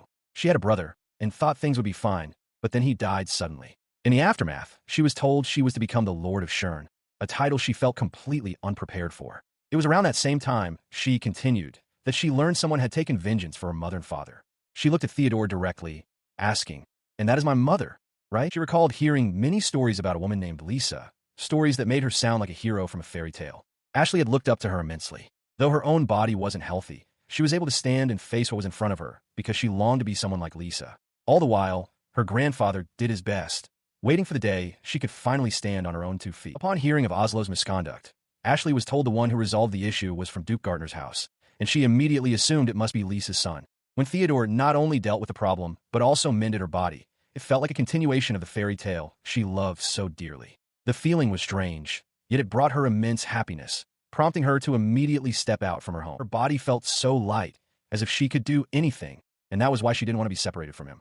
She admitted that on the night he came to speak of Lisa, she realized she couldn't simply ask him questions without first understanding her own position as a noble. That was why she had asked Theodore and Grace to stay for a while, intending to postpone any talk of a marriage proposal for the future. With her hands clasped tightly in her lap, she confessed her surprise. To think that someone like Theodore would come to her with a marriage proposal, and that she would be allowed to stay by his side, was something she hadn't expected. Grace gently placed a hand over Ashley's, offering comfort. Ashley looked down, questioning if she was truly worthy of such kindness. Grace met her gaze and stated that for her, it was acceptable if it was Ashley, rather than anyone else. She elaborated, explaining that it was because Ashley possessed the very words she herself had wanted to convey to Lisa. Theodore watched them, his expression unreadable but attentive. Emboldened, Ashley turned back to Theodore, her face flushed with determination. She declared that she had already conveyed what she wanted to say, and that her feelings on the matter would not change. Just then, Rosetta entered with a cheerful wink, carrying a tray of tea and refreshments. She announced that they still had time and could talk more about this with her tomorrow. As she offered tea to everyone, Grace and Ashley's companion moved to help. She continued speaking, her expression softening as she observed the newly engaged couple. With a knowing look towards the blushing Ashley, who was now nervously holding a small, gelatinous creature, Rosetta began to explain her reasoning. She understood, she said, that Ashley would inevitably want to involve herself directly. As night fell outside the residence, her thought concluded with the certainty that Ashley would not stand aside, but would want to be involved in their troubles. Theodore Gardner brings a spoonful of soup to his lips, tasting it thoughtfully. He sits before a full meal as Grace and a young noblewoman. Ashley Lodius Shern, watch on. Grace breaks the silence, asking how the food is. Before he can answer, Ashley's face lights up, and she clasps her hands together, exclaiming that it's delicious. Grace smiles warmly beside her. Their meal is interrupted as a pool of black liquid materializes on a nearby table, quickly forming into the shape of a black cat. Theodore calmly announces the return of Caduceus, explaining to the girls that it is his familiar, made from mercury. He reveals that it can shapeshift, and that he had ordered it to patrol the house for Ashley's safety. He turns his attention to the creature and commands it to deliver its report. In response, the familiar projects a detailed, miniature replica of the entire estate onto the table. Theodore watches intently as the projection replays everything that occurred around the house from the previous night through to that morning. As they all observe the miniature scene, Ashley points to one figure, noting with suspicion that the person hasn't moved from that spot at all. The projection zooms in, revealing a cloaked individual with the distinct ears and tail of a demi-human. Theodore identifies them as the most suspicious person present, admitting he has no clue who they might be. Ashley listens, her expression growing serious. She turns to Theodore, asking if Caduceus remembers what the girl looked like. She suggests they should be careful, positing that the girl might belong to the neighboring duke's house. The familiar's projection shows the demi-human again, but her face is a featureless blank.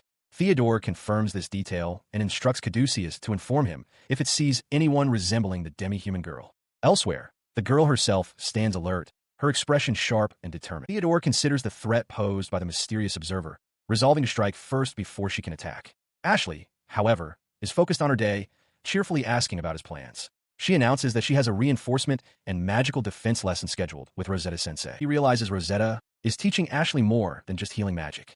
As a landowner, she will inevitably face situations like monster attacks where such skills are necessary. Rosetta is ensuring she gains battlefield experience, so she can use her healing magic effectively when it's needed most. Deciding to leave Ashley's training in Rosetta's capable hands, Theodore announces to Grace that he is heading out for a while with his familiar, Caduceus. As he prepares to depart, Grace asks where he is going. He informs her that he is freeing her seal, entrusting things to her while he is away. He explains he just wants to take a stroll and do some shopping, though he privately muses about also wanting to find a proper robe and cape. Out in the city, he successfully acquires a dark cape instead of the robe he had planned on.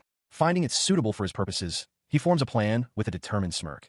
He is going to set a trap. He reflects that he couldn't find the cane he wanted, but decides the cape will be sufficient, as a proper cane might only hinder him. Suddenly, he feels a distinct vibration, like someone stepping hard nearby. He instantly recognizes it as a signal from Caduceus, who is concealed within the shadows. The signal draws his attention to a figure in a nearby alley.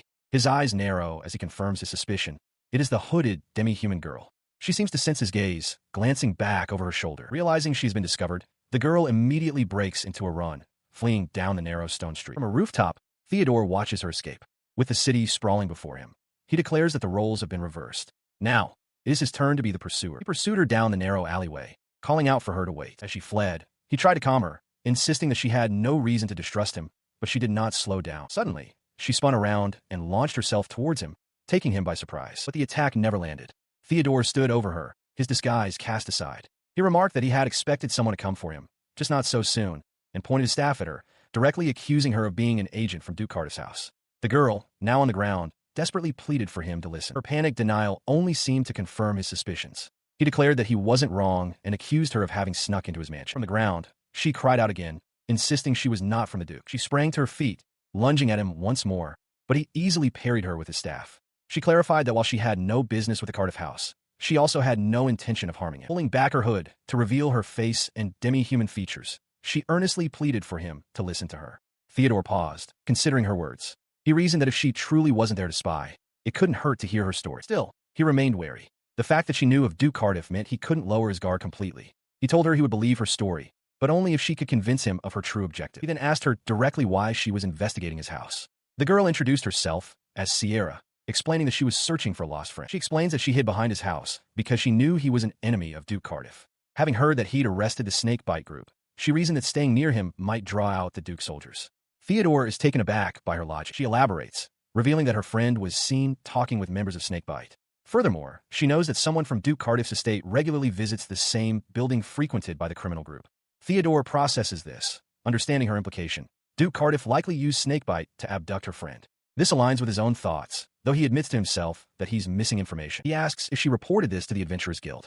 Sierra confirms she tried, but they dismissed her without offering any help. She explains that she knows the guild is actively concealing information about Snakebite, and she was worried they would deem her suspicious and subject her to interrogation magic. Theodore acknowledges that such an interrogation would indeed be troublesome for her. With a steady gaze, Sierra then reveals her affiliation. She is a member of the Bandits Guild. He immediately grasps the significance of her admission. A creed forbids members of the Bandits Guild from revealing their identity, meaning Sierra is taking an immense risk.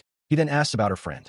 Sierra explains that her friend's name is Lamia, another demi-human she has known for a long time. She describes Lamia as kind and quiet, but lacking in common sense, which she fears may have made her an easy target for abduction. After a moment of consideration, Theodore states that while he cannot share information from the Adventurers Guild, he understands her concern. He then makes an offer.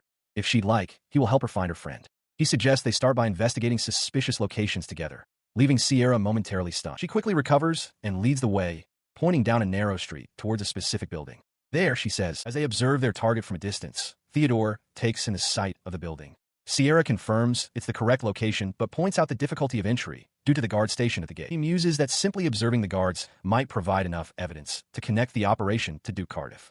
Sierra adds a critical piece of intelligence. Those guards live within the building itself, and they never rotate shifts. She continues, noting that ever since the recent incident, people from Duke Cardiff's house have stopped visiting the location entirely. Theodore listens intently, absorbing the implications. He and Sierra stood before the imposing, closed gates, observing the lack of activity. He reasoned that the occupants must have reduced the number of visitors to prevent information from leaking.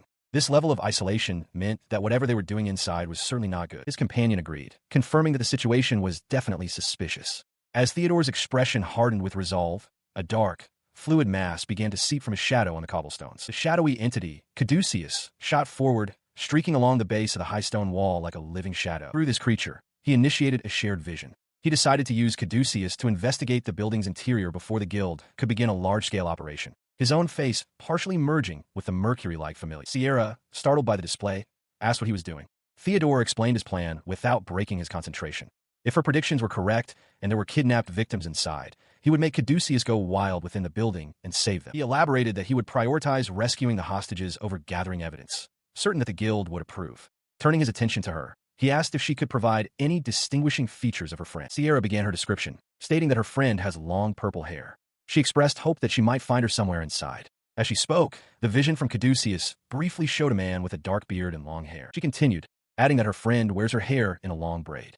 The shared vision shifted, moving down a sterile, metallic corridor. Recalling a fond memory, Sierra mentioned that her friend loves to sing and attend concerts. The vision flickered to an image of a crowd of shadowy figures, their eyes glowing in the dark. As Sierra finished, saying her friend is always smiling, Theodore's eye widened. Caduceus had found her. In a dark, cavernous room, a young woman with small wings and a long braid sat alone, her expression utterly vacant. He had found her. He and Sierra watched from a distance as guards began entering the building. Sierra, her expression tense, wonders aloud if something has happened. He sees this as an opportunity, suggesting they take advantage of the commotion to sneak inside. Sierra is skeptical, pointing out that since the prisoners can't rebel, this disturbance is likely their own doing. Unfazed, he tells her to stay calm and asks her to hold his cane for a moment. Before she can question him further, a surge of power from his hand launches her into the air. She lets out a startled cry as she soars over the high wall, landing safely within the compound, utterly bewildered. He lands beside her a moment later, offering a quick apology for the abrupt method. Still flustered, Sierra insists that she could have climbed the wall by herself. Inside, the source of the guards' panic is revealed. Caduceus, in its fluid black form, stands amidst a group of defeated men. Theodore calmly states that it's time for them to cause a real ruckus. They sprint through the sterile corridors of the facility, with Theodore shouting that they've found themselves inside the villain's lair once more. As they advance, their teamwork is seamless. Caduceus, now a swift black cat, leaps onto one guard as Theodore eliminates another with a precise, lethal burst of energy to the head. They pause at an intersection, their expressions alert as they scan the hallway for any further threats. Turning a corner, Sierra stops dead, her eyes wide with shock. There stands Lamia, looking down with a detached expression at a cell filled with bodies. Without warning, Lamia lunges, seizing Sierra and lifting her effortlessly into the air. As she attacks her friend, she screams a single, unfamiliar name, Ermuhilt. Theodore watches, his face a mask of grim understanding. He recalls a recent successful mission. From a high vantage point, he remembers how he and Sierra managed to invade the fortified building, neutralizing the threats within. They had succeeded in rescuing all the hostages. Among the freed captives was Lamia, who smiled gently, relieved to be safe. After the commotion, he had left Sierra to handle the arrival of the Adventurers Guild. Since they had already resolved the situation before it was officially reported, he hoped the guild would simply laugh it off and let the matter rest. However, his own investigation of the site yielded a crucial discovery. Etched into the stone floor was a glowing magic circle, one he recognized as being similar to the type used by the group Snakebite with their black summoning stone. Elsewhere, a mysterious woman smirks, confident that the guild will find evidence linking Duke Cardiff to the kidnappers. She muses that this will keep Morris too busy to bother her and Ashley. She mentally lists the clues, the black summoning stone, the kidnapping of people and monsters, the magic circle, all pointing to Snakebite. A thoughtful look crosses her face as she wonders what the group is truly scheming. Outside the Cardiff estate, Prince Albert arrives with the full force of the guild. He approaches the line, requesting a full report on the situation. With the guild now present, the operation can officially begin. He looks on with determination, knowing that with all the clues pointing back to the Cardiff family, the true investigation is about to commence. The guild will have to act decisively. At that very moment, a violent explosion erupts from within the Cardiff mansion, shattering its grand windows. Inside, Lord Cardiff clutches his head in a fury, bellowing that everything is going wrong. He lists his recent troubles, his son's rampage, the conflict with the Gardner family, and the attack on the slave market. He cannot believe that a single boy is supposedly responsible for all, while a woman giggles softly nearby. He whirls around, demanding to know what the witch, Lynette Caird, finds so amusing. She calmly advises him to settle down, but he slaps a nearby surface, shouting that he can't. The evidence from the slave market has been seized by the guild and the authorities, placing him directly under suspicion. He furiously declares that this was all her idea to begin with. Lynette remains unfazed. She reminds him that she only suggested it as a solution for the funds sitting and used from his failed businesses. When they started, she points out a nice amount of money was flowing in. She coolly implies that he is the one who has ended up in this predicament. Her expression twists into a wide, sinister grin.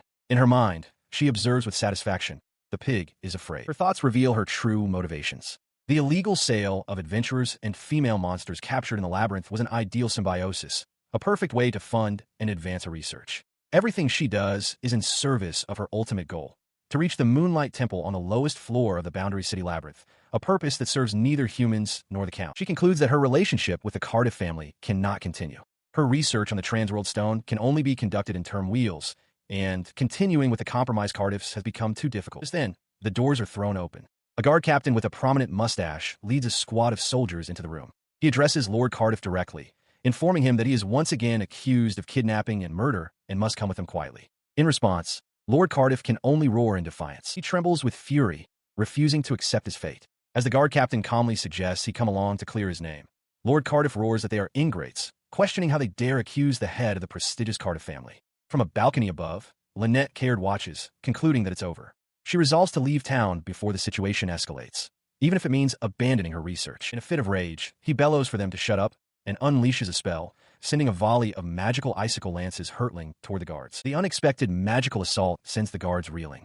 Watching from above, Lynette is taken aback by his violent resistance. The captain remains firm, telling Count Morris that resistance is futile since they are outnumbered and urging him to admit to the charges. In a desperate attempt to save himself, Cardiff points a trembling finger up at the balcony, shouting that he had nothing to do with any of it. It was all her. Her eyes widen in disbelief at the betrayal. Clenching her fist on the iron railing, Lynette seethes with rage, incensed that the pig dares to blame her. Below, Cardiff continues to scream that Lynette was responsible for everything. As his desperate cries echo, the ground begins to rumble violently. The floorboards shatter as a monstrous, multi-headed creature erupts from below.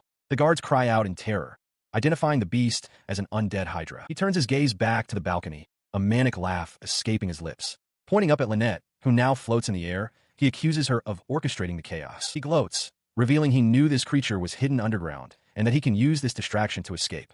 As he speaks, Lynette undergoes a transformation. Her eyes glow red, her skin turns purple, and a dark miasma envelopes her. She recognizes the creature's true nature from its miasma. It is a demon. She descends before the terrified Lord Cardiff. She remarks that she enjoyed his ugly, delectable emotions, but now it's all over. Requesting some time off, she thrusts her hand forward, unleashing a powerful blast of dark energy directly at him. The blast sends him flying. With a slight cough, Lynette turns and walks away, her footsteps echoing through the ruined hall as she departs. She looms over the defeated Lord Cardiff, her face twisted in a furious snarl. He laughs weakly from the ground, questioning how a mere human could dare to betray her. With utter contempt, she declares him a piece of trash that deserves to die. In response to her outburst, the guard captain points his sword at her, denouncing her as a monster. Unfazed, she floats in the air above them, a calm, knowing smirk on her face as the Hydra's massive wing looms behind her. She turns away from the confrontation, vanishing into the sky in a swift blur of motion. As she departs, the undead Hydra crashes down upon the courtyard, shattering the stone and sending the guards screaming in terror. Looking back, she reflects on their words, mockingly wondering if she is truly the monster here. She closes her eyes in ecstasy, savoring what she calls the delicious echoes of human agony and desperation. Her gaze then falls back upon the incapacitated Lord Cardiff, a sharp, predatory glint in her eyes as she decides her next move. Standing atop the Hydra's heads, she addresses the terrified soldiers below, ordering a full retreat and telling them to notify the authorities, ensuring the chaos will spread. With her former partner dealt with, she muses that she no longer has to grovel before lowly humans. She reveals her plan, to head to the Moon Shrine, the entrance to the labyrinth, and find a path to its lower floors. She leaps through the air towards the distant shrine, gleefully anticipating that the desperation and pain of the priests and shrine maidens within will taste out of this world. Just as she nears her target, a brilliant flash of light erupts from below, blocking her path. A young woman in armor, wielding two swords, lands gracefully. Lynette is stunned by the sudden interception, while the newcomer recognizes her target immediately. She charged forward, twin blades ready, but Lynette Caird merely watched with contempt. To the demon, the armored swordswoman was simply an obstacle. With a silent command, she ordered her undead creation to consume everything. But the Hydra did not move. Instead, Lynette invoked a powerful spell, 8th class dark magic, Demon's Eater. A torrent of shadowy hands and ravenous maws erupted from her own body, clawing and biting at her flesh with a sickening crunch. The dark magic swarmed over her, devouring her form as a monstrous roar echoed through the plaza. From a safe distance, Ashley stood her ground, watching the horrifying transformation unfold. Her eyes widened in disbelief as the process completed. The being that stood before her was no longer human. It was, she realized with a start, a demon. From a high vantage point, Lynette Caird observes the battlefield with a confident smirk. Below, amidst the scorched earth, Theodore Gartner stands alone, a small figure against the backdrop of the distant city. Watching from another location, Prince Albert notes with amusement that the young combatant is not intimidated. In fact, he observes that the runt is laughing. Lynette dismisses the physical toll of her magic, a dark fluid dripping from her fingertips as she addresses Theodore. She mocks him, questioning if he truly thought he could defeat a demon with simple flight magic. She acknowledges that flying is a powerful advantage, but she knows human flight magic is not suited for battle. He retorts that he doesn't need her lecture on demons, as he's already aware of the facts. He challenges her to hurry up and attack.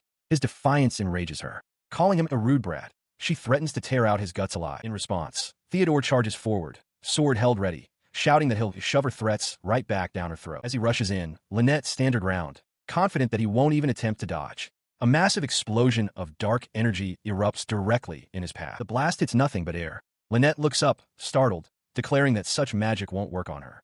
Her eyes widen in disbelief as she sees him high above, realizing he used human flight magic, levitation, to escape. Her shock turns into a malicious grin. She declares that he won't be able to dodge her miasma slash while airborne and unleashes a massive blade of dark energy, screaming for him to die. The attack seems to pass through an illusion. Lynette's eyes widen in utter shock as Theodore, laughing triumphantly, appears unscathed. She tumbles through the air, completely bewildered, wondering how he could have possibly dodged at that speed. High above, and now, behind her, Theodore hovers, a complex magic circle materializing at his feet for a counterattack. He pushed himself off mid-air, a maneuver that left Lynette cared utterly stunned. She couldn't comprehend how a mere human was simultaneously controlling 3 different magics to achieve flight. This was a high-level technique from his past life, using levitation as a platform, a magic shield as a foothold, and an air blast for acceleration. From her reaction, he deduced that no one in this world had ever done it before. Prince Albert and his companions watched the spectacle unfold from a safe distance. As a burst of magical energy flared in the sky above the city rooftops, a single thought consumed him. He was ecstatic. He was thrilled to finally possess the strength to fight a demon face-to-face, a fact not lost on the captivated royal entourage, watching from below. But it wasn't enough.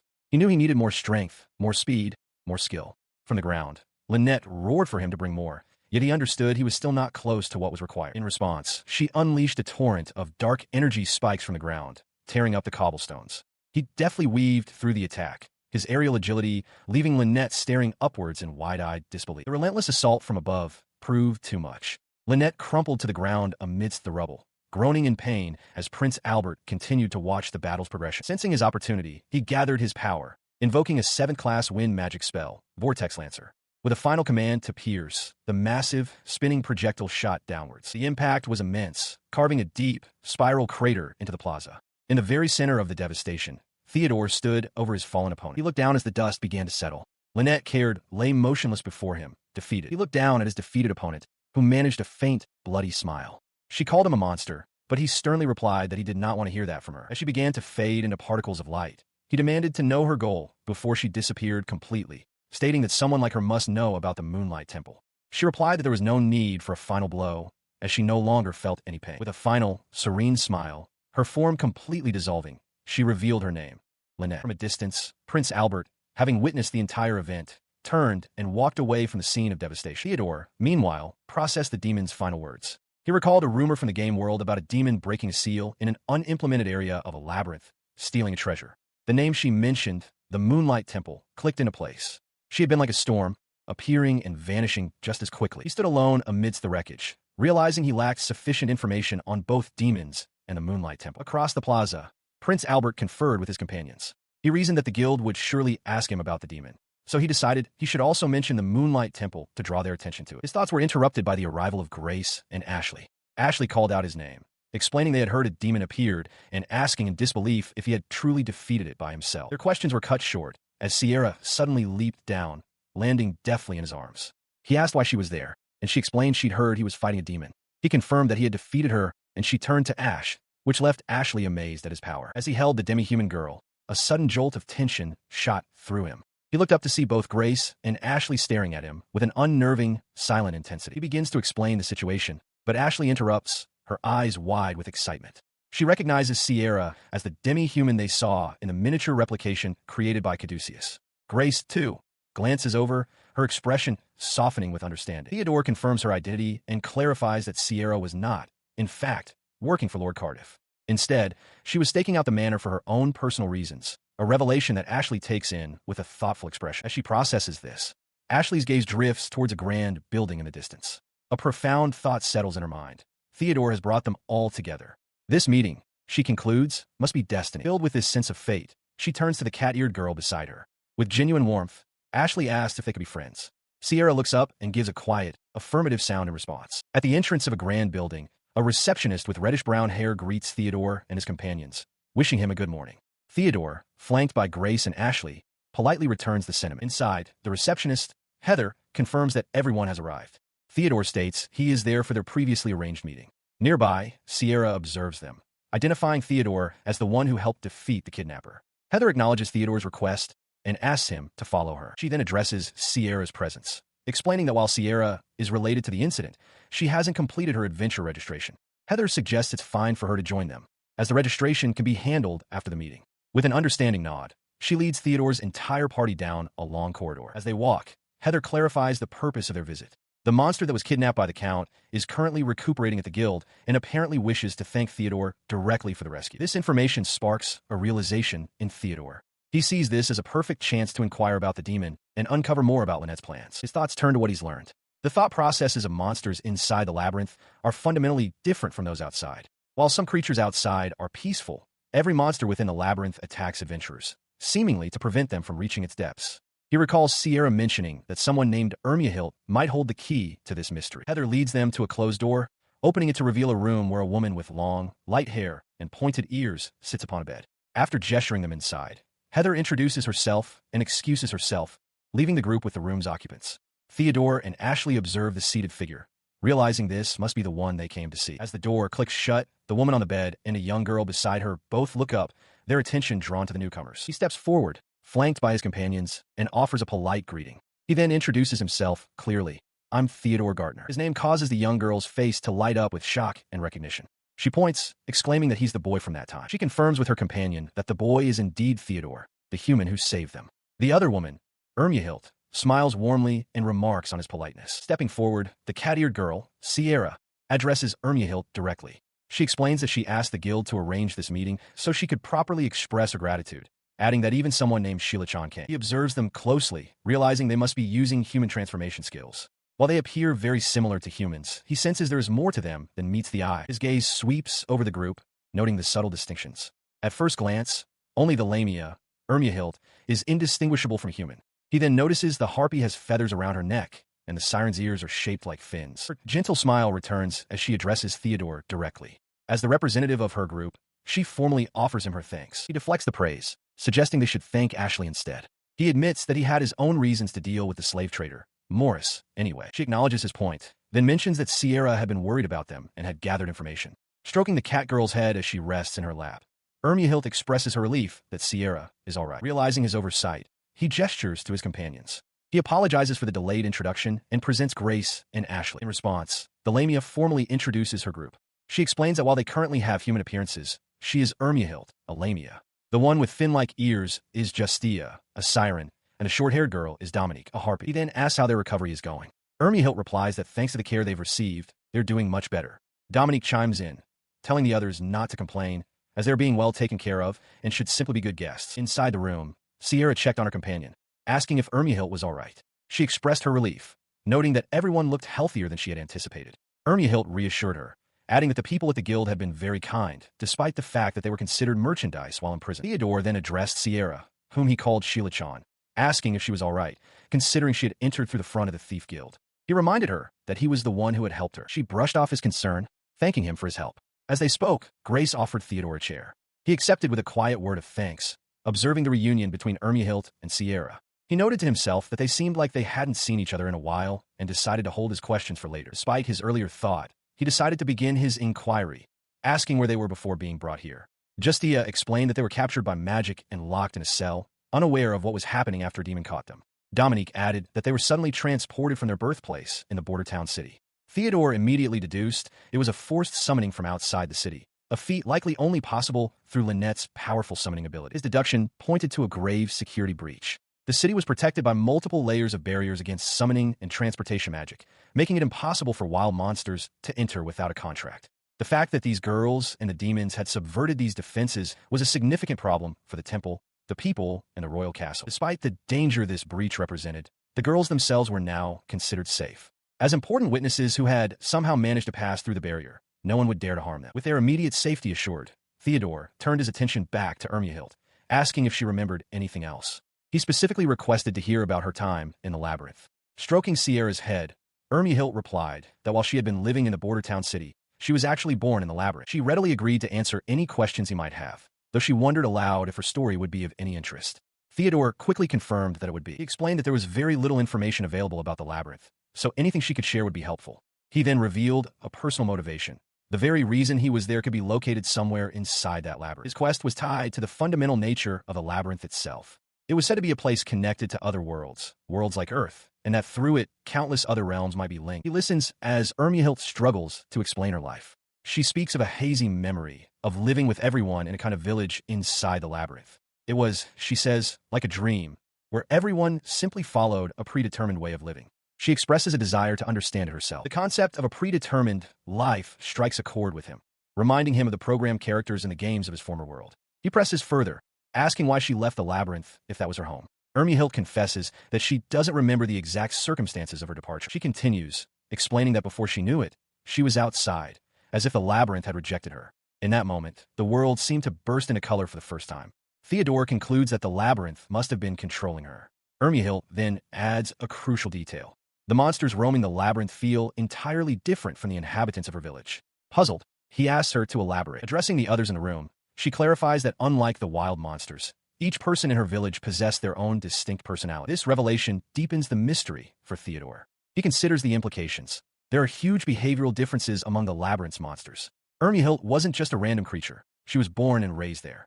He recalls her description of the wild monsters as bloodthirsty and without individuality, then asks a pointed question. Did you have parents? In response to his question, Hilt simply smiles and confirms that she did. She then volunteers more information about her home, explaining that the village had a strict law. No one was allowed to go outside, and no outsiders were permitted to enter. It was a rule she had heard countless times. He mulls over the purpose of such a law. The only logical conclusion is that it was intended to isolate or protect the villagers.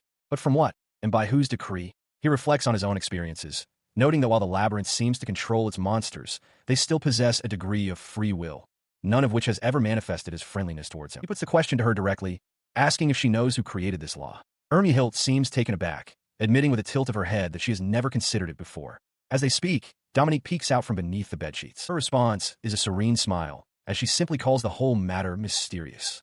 Theodore sighs, slightly exasperated by her nonchalance, while Sierra remarks from the side that this is just Hilt's typical nature. He resigns himself to the idea that she is simply a carefree person by nature. Changing the subject, he states his belief that they are unlikely to find any such villages on the upper levels of the labyrinth.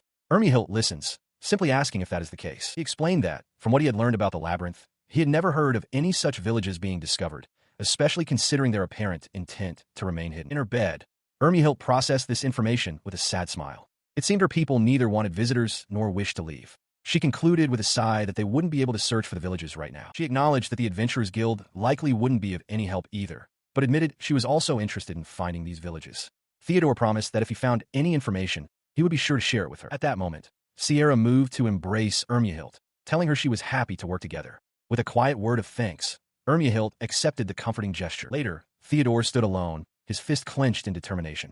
The new knowledge of friendly monsters, their villages, and a labyrinth that directs them was something he had never considered. He realized that unraveling these mysteries, bit by bit, would be the key to understanding why he was there. As they departed, he apologized for asking so many questions while Hilt was still recovering. Outside, Sierra informed Theodore that she had finished her adventurer registration and would be with him from now on.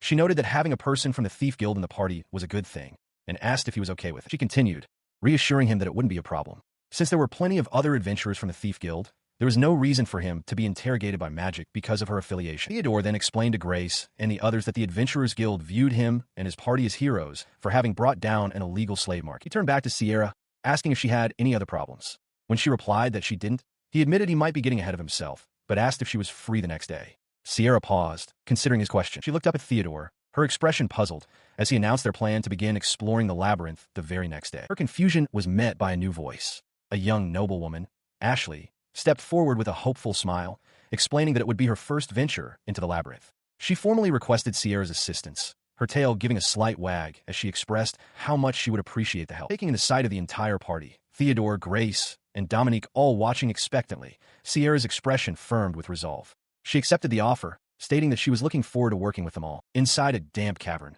Sierra quickly assesses the threat, identifying 5 enemies in total. 3 bat-like creatures on the ceiling and 2 amphibious monsters in the water. She informs Grace that she will handle the bats, prompting Dominique to declare that she will deal with the frogs. In response, Grace swings her chain flail in a devastating arc while Dominique unleashes a powerful spell, causing an explosion of magical energy that freezes the water surface. The spell materializes as a cloud of venom mist, enveloping the bats mid-flight. From a safe distance, Justia calls out to Theodore in concern. The coordinated assault concludes swiftly, leaving a pile of defeated monsters. The party announces their intention to turn in the spoils. Back at the Adventurers Guild, the receptionist Hiza expresses her amazement at their impressive haul, asking if they encountered a monster room. Theodore confirms they did, explaining they wanted to gain experience with one on an earlier floor. Hiza praises them, noting how well the new members, Ashley and Sierra, performed and remarking that clearing it on their first attempt is a testament to the party's strength. He then turns to Ashley, presenting her with an ornate gauntlet they found. He explains that it carries a strength enchantment, which should help her wield her mace more effectively. Ashley thanks him profusely. As the party prepares for their appraisal, Hiza informs Theodore that a man has been waiting for him. A man in a pristine white uniform approaches, asking if Theodore is the magician he's been hearing about. The man introduces himself as Chester Glenville.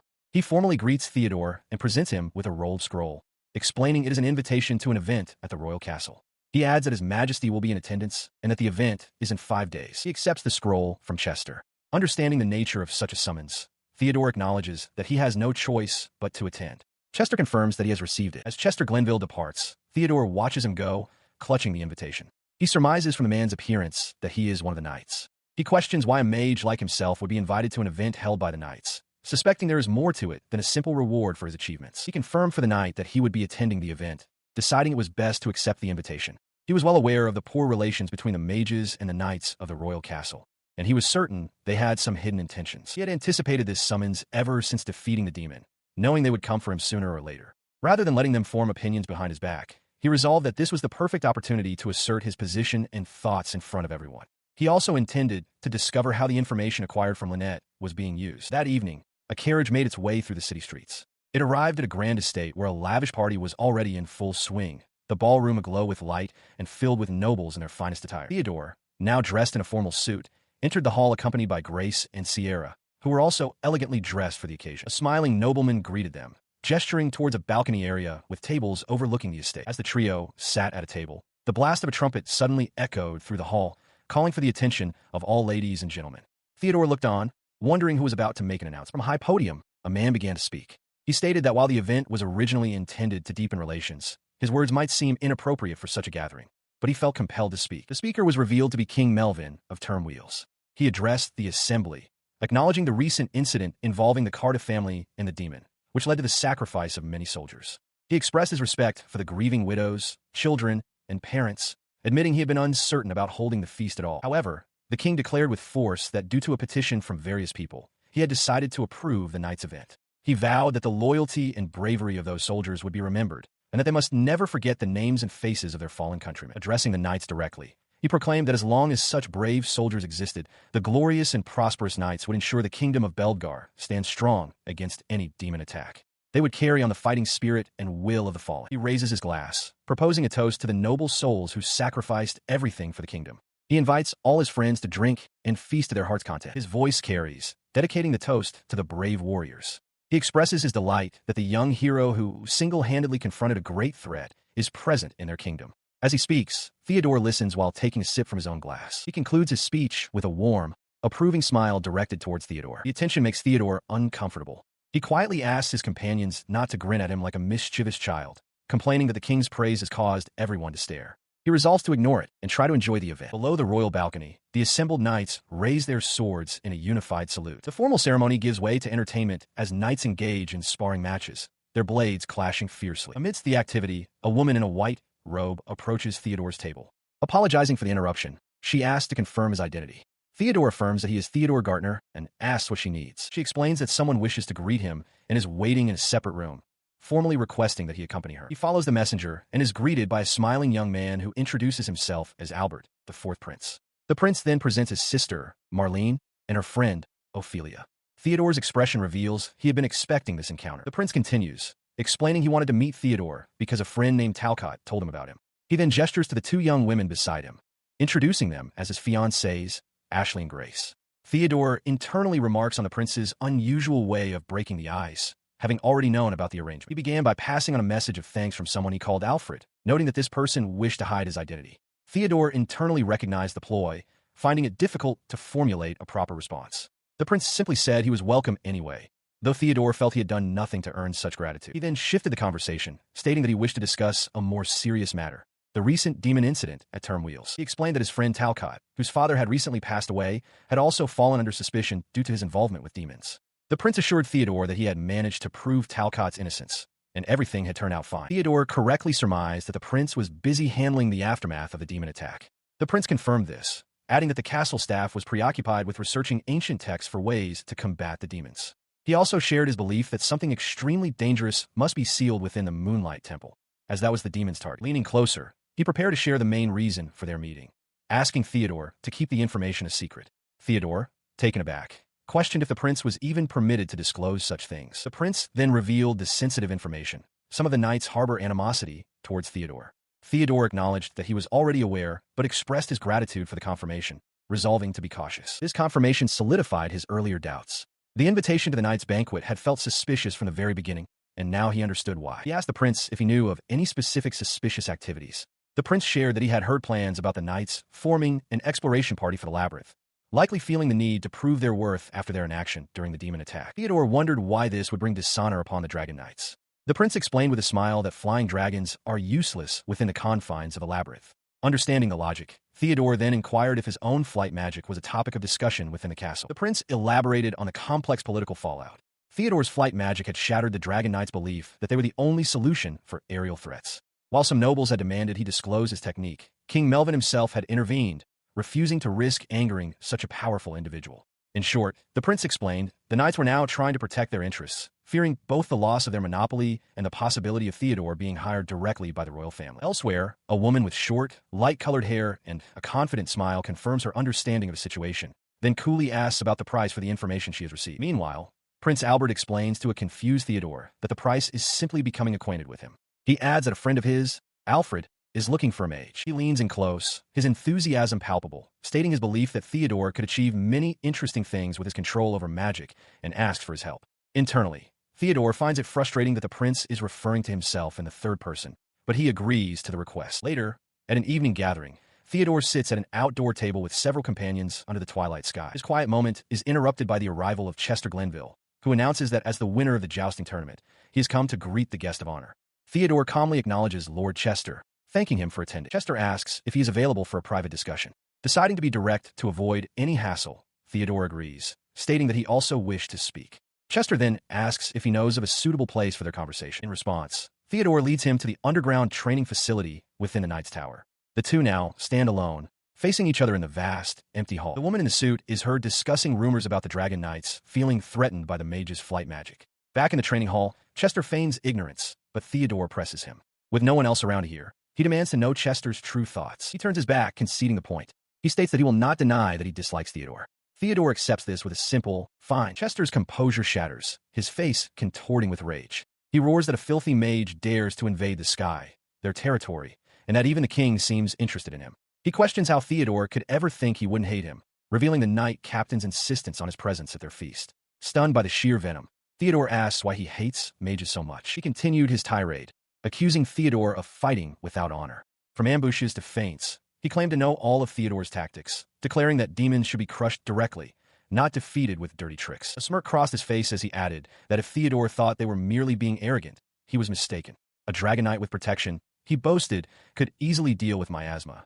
Theodore's voice cut in, questioning if Chester was serious. Theodore's expression remained placid. He agreed, stating it would be quicker to settle this with skills rather than words. He then directly challenged Chester to prove him wrong. He then stepped forward, his body settling into a combat stance. If a mock battle was all it would take to convince the knight, Theodore declared, then he would face him. Chester Glenville, the royal knight, confronts Theodore Gartner, proposing a mock battle. He dictates the terms. If Theodore wins, he must swear to cease all involvement with the royal castle. With a calm expression, Theodore simply agrees. He then presents his own condition for victory. The knights must stop interfering with him. Chester smirks, agreeing to the terms, but only if Theodore can actually manage to defeat him. Theodore accepts the challenge without hesitation. The moment their staffs clash, Chester is stunned. The sheer pressure emanating from Theodore's small frame is immense, far greater than he anticipated. The knight realizes with a jolt that he has severely underestimated his young opponent. His underestimation proves costly as Theodore drives him back, the force of the blow sending splinters from the knight's staff into the air. Gritting his teeth in frustration, Chester declares that he will no longer go easy on the boy. Theodore watches him, poised and ready, as they begin to circle one another. He lunges forward, his staff glowing with a powerful light as he unleashes a sweeping attack. Theodore counters not by blocking, but by launching his own assault. He executes a martial arts skill, the meteor thrust, rocketing forward with blinding speed. As he closes the distance, Chester responds with a technique of his own, the haze sweep. The two staff martial arts collide in a brilliant flash of energy. The aftermath of the clash leaves Chester staggering backward in disbelief. His powerful thrust was parried, deflected as if against a solid wall. He can only stare in shock as he finds himself completely off balance. Before he can recover, Theodore is upon him, pinning him against the wall with the tip of his staff pressed to his throat. The mock battle is over. He stands over the defeated knight, Chester Glenville, who cries out as he is forced to one knee, his staff knocked aside. The mock battle has reached its conclusion. The knight remains on the ground, looking up at his opponent with a mixture of shock and disbelief. Theodore breaks the silence, asking if he accepts his defeat. With a grimace, Chester reluctantly concedes. He clarifies his position, admitting that he has definitely lost. However, he adds that as a knight, he cannot accept Theodore's fighting style. Theodore acknowledges Chester's chivalry, but states that he has his own way of fighting and will not change it. Chester retorts, questioning why someone so strong would need to use what he considers cheap tricks, insisting Theodore is powerful enough without them. His expression hardens as he declares that he will show no mercy to those who killed his mother, especially demons. With that, he turns to leave, trusting Chester to keep his promise. As he enters a nearby hall, he is greeted by Grace and Lady Ashley. Grace welcomes him back and asks if he is done talking. Theodore confirms he made the knight promise to keep his men out of their way. Lady Ashley then steps forward with a message, stating that His Highness requests an audience and wishes to reward Theodore for his achievements. Grace looks on, confused, asking who this person is. She continues, explaining that His Highness has already given instructions for Theodore's comrades and has requested he come to the king's tower. With her message delivered, she announces she will head home. As she departs, her gaze falls upon the royal castle, illuminated against the night sky. She silently prays that the seal within it will not be broken, no matter what happens. As Theodore is led through the royal castle, Ashley stops before a set of grand, ornate doors, informing him that this is the entrance to the royal audience hall. Before he can enter, she requests permission to screen him.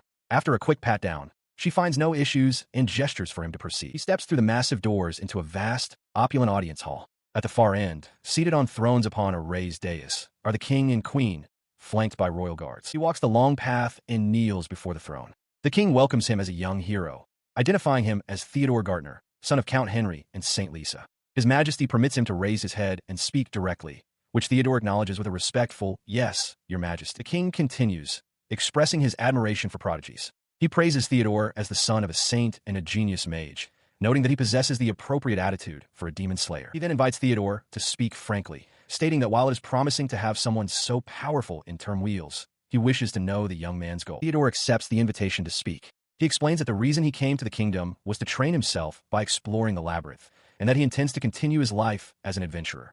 The king listens intently to his declaration. The king finds this dedication admirable, remarking on how reliable it is that Theodore continues to train in the labyrinth even after defeating the demon. He states that he looks forward to Theodore's future accomplishments. His Majesty then reveals that he had Theodore investigated and learned of his search for a staff that could withstand his powerful magic.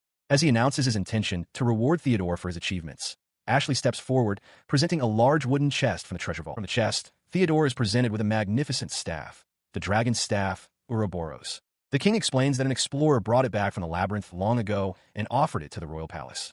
Theodore holds the weapon, examining the intricate design of a dragon coiled around its tip. He held the ornate staff, noting its considerable weight. The craftsmanship was superb, suggesting it was built to withstand the immense stress of powerful magic. King Melvin, with a carefree smile, gave him permission to test it. The king expressed his trust, certain that the son of St. Lisa would not do anything foolish. Theodore was momentarily taken aback, realizing the king had seen right through him, but he readily accepted the offer. He gripped the staff, and a torrent of energy instantly erupted, swirling around him in a dark, sparkling aura. His eyes widened in shock at the overwhelming sensation. He had channeled his magic as he always did, yet the feeling was completely different. It was as if he were using spirit circulation, a far more advanced technique. As he processed the sensation, King Melvin explained that the staff was indeed designed to assist with spirit circulation. The king revealed that the knights had informed him of Theodore's skill in staff martial arts, making this the perfect weapon for a battle mage. He then asked Theodore if he liked it. He smiled warmly, confirming that he did. He thanked the king profusely for such a wonderful gift. Later that night, a carriage delivered Theodore, Grace, and Ophelia to the front gate of a large, stately residence. As they approached, a voice called out his name from above. Perched on the roof, Sierra waved down, her tail swishing with relief as she expressed her gladness at his safe return. He looked up at her, crouched on the tiles, and asked if she had been waiting there the entire time. She explained that she was merely keeping watch until everything was resolved. More importantly, she informed him that the nights had come by while he was away. He listened, noting her dutifulness. He stood before his companions, Sierra, Ophelia, and Grace. Ophelia, ever curious, inquired about his immediate plans. He answered simply, stating his intention to explore the labyrinth, just as he always did. Sierra then voiced her own ambition, expressing a desire to reach the 20th floor of the labyrinth. Hearing this, Theodore amended his earlier statement. With a confident look, he presented the ornate dragon staff Ouroboros, admitting that his true, immediate goal was simply to test out his powerful new acquisition. Inside a recovery room, Ermyahild, flanked by Justia and Dominique, offers a warm greeting, recognizing the arrival of Theodore. Theodore explains that his visit was prompted by Sierra's concern for her well-being. Ermyahild, sitting up at her bed, asks if he was injured in the recent chaos, but he assures her he is in good health. His decision to visit stemmed from an earlier conversation with Grace and Sierra, where he suggested they check on the girls while they were at the guild. As Grace gently tugs on her companion's sleeve, Sierra asks Ermyahild if she could be discharged yet. With a regretful expression, Ermyahild informs them that, unfortunately, it would be better to wait a bit longer. She looks down, disappointed. Grace explains the reasoning. After the demon's attack, the entire town is on high alert, making it much safer to remain within the guild's walls. Ermyahild, however, maintains a gentle smile, assuring Sierra that she doesn't mind. She says it would be enough if Sierra simply let everyone know that she is all right. Sierra quietly accepts this. Her word choice piques Theodore's curiosity, and he asks who she meant by everyone. Sierra clarifies that Ermyahild is referring to the children at the orphanage in the Western District, noting that while the neighborhood isn't the best, the orphanage itself is a peaceful place. Ermyahild adds that she was in their care for a long time, and that it was where she first met Sierra. This leads Theodore to wonder if she has been living there ever since arriving on the surface. He theorizes that if the orphanage took her in immediately after she was rejected from the labyrinth, her memories of that time would have been fresh, and she might have shared stories about it. Later, at the guild's reception desk, Hisa confirms that while it's dangerous to leave, it would be safe for Ermyahild if she had escorts. The real problem is her going out alone. This information sparks an idea in Theodore's mind. This is an opportunity to find clues about the labyrinth's mysteries by speaking with the people at the orphanage. He realizes this throws a wrench in his plans to explore the labyrinth directly, but decides it can't be helped. He volunteers to go with her. Grace agrees it's not a big deal, and Sierra immediately offers to go as well. He confirms the plan with Heather, asking if she's all right with him and Sierra acting as escorts. With a gentle smile, Ermyahild assures him that it is perfectly fine. With the arrangements settled, the group makes their way to the Western District. As they arrive, Sierra points towards a large building, identifying it as their orphanage. From a yard, a group of children spots them and cries out in excitement. They rush forward, joyfully calling out the names of Ermyahild and Sierra. An older man steps out to see what the commotion is about.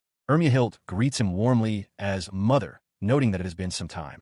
As the children gather around, one boy shakes Theodore's hand, asking if he is Ermyahild's friend. Inside, a welcoming feast has been laid out on the tables, featuring platters of sliced meat, fried foods, and fresh salads. The children dig in with unrestrained delight, their faces filled with joy as they loudly proclaim how delicious the food is. The dining hall buzzes with cheerful energy. Grace serves bowls of soup as the children happily chatter amongst themselves, thanking her for the wonderful meal. Amidst the celebration, Theodore asks Ermyahild what she plans to do now. She replies that she would like to continue as an adventurer, but admits she has received other job offers that seem to have some problems associated with them. Before she can say more, Sierra beckons for her to come and eat with them.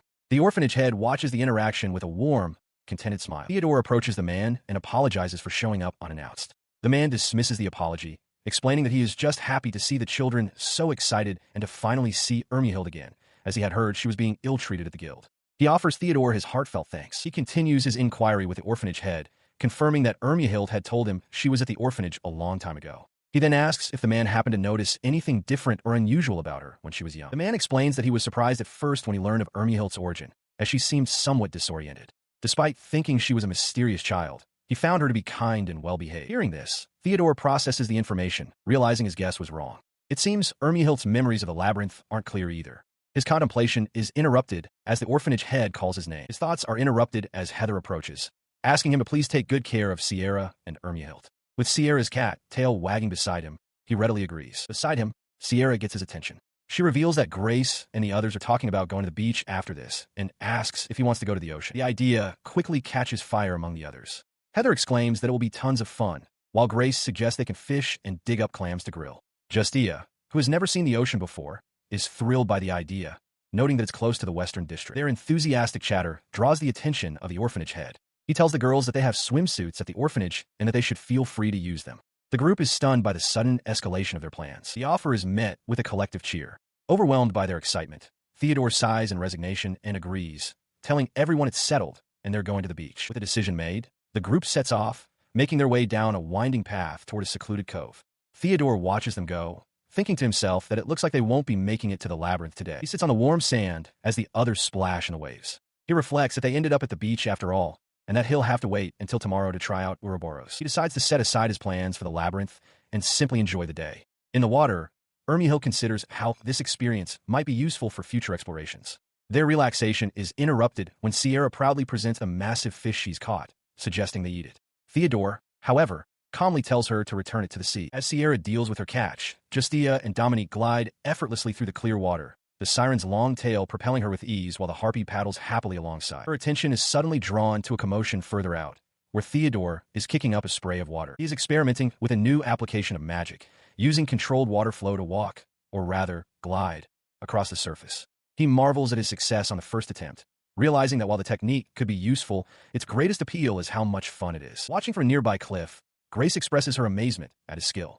Beside her, Sierra agrees, thinking it looks incredibly fun. After their swim, the group gathers on the shore to prepare a meal. Sierra tends to a grill full of shellfish, while Ermihild and Justia work together nearby. With their meal finished, they sit together in comfortable silence, watching as the sun dips below the horizon, painting the sky in warm colors. As twilight settles over the beach, Grace, now fully dressed, announces that it's time to head home. She looks around, suddenly realizing someone is missing, and asks where Theodore has gone. Sierra explains that he went off to speak with Ermihild. Just then, the faint sound of a melody reaches them, causing Grace to wonder aloud if someone is singing. The beautiful voice carries across the cove. On a high cliff overlooking the sea, Ermihild sings while Theodore listens beside her. Below, Justia is captivated by the sound, recognizing it as Ermihild's song, a melody she has heard somewhere before. The melody that had stirred a memory in Justia was, it turned out, a popular children's song.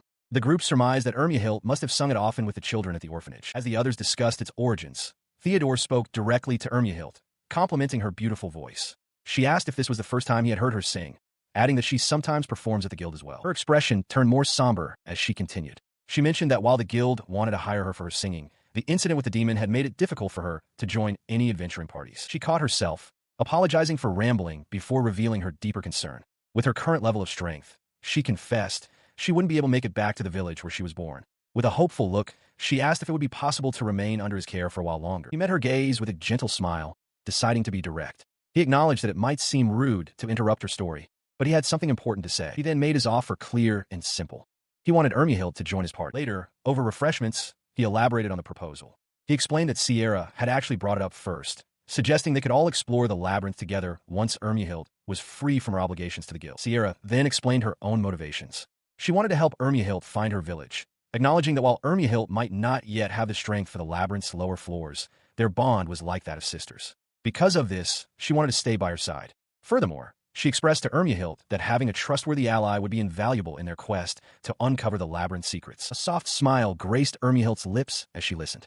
Theodore added one more reason, reminding her that he had also made a promise to the orphanage mother to look after her. Their hands met, sealing the agreement. Ermihild accepted his offer, humbly admitting she wasn't sure how much help she could be, but expressing her genuine happiness to be spending more time with him and the others. In the ruined northern city of Veliandra, a voice echoes across the desolate landscape, welcoming its demonic brethren back while they were reaching the Moonlight Temple. The speaker reveals that they have lost contact with Lynette, their undercover agent in Termwheels. He continues, relaying unconfirmed information that Lynette was defeated by humans. He acknowledges her cleverness and her crucial role in their investigation of the route to the Moonlight Temple. Another voice questions if this means their plans have failed, but the first speaker dismisses this, stating they will use Lynette's research and send someone new. The one who spoke is Zevion, a warrior with long, light hair. The armored leader expresses hesitation, noting that Zevion is a combat specialist, unlike the espionage-focused Lynette.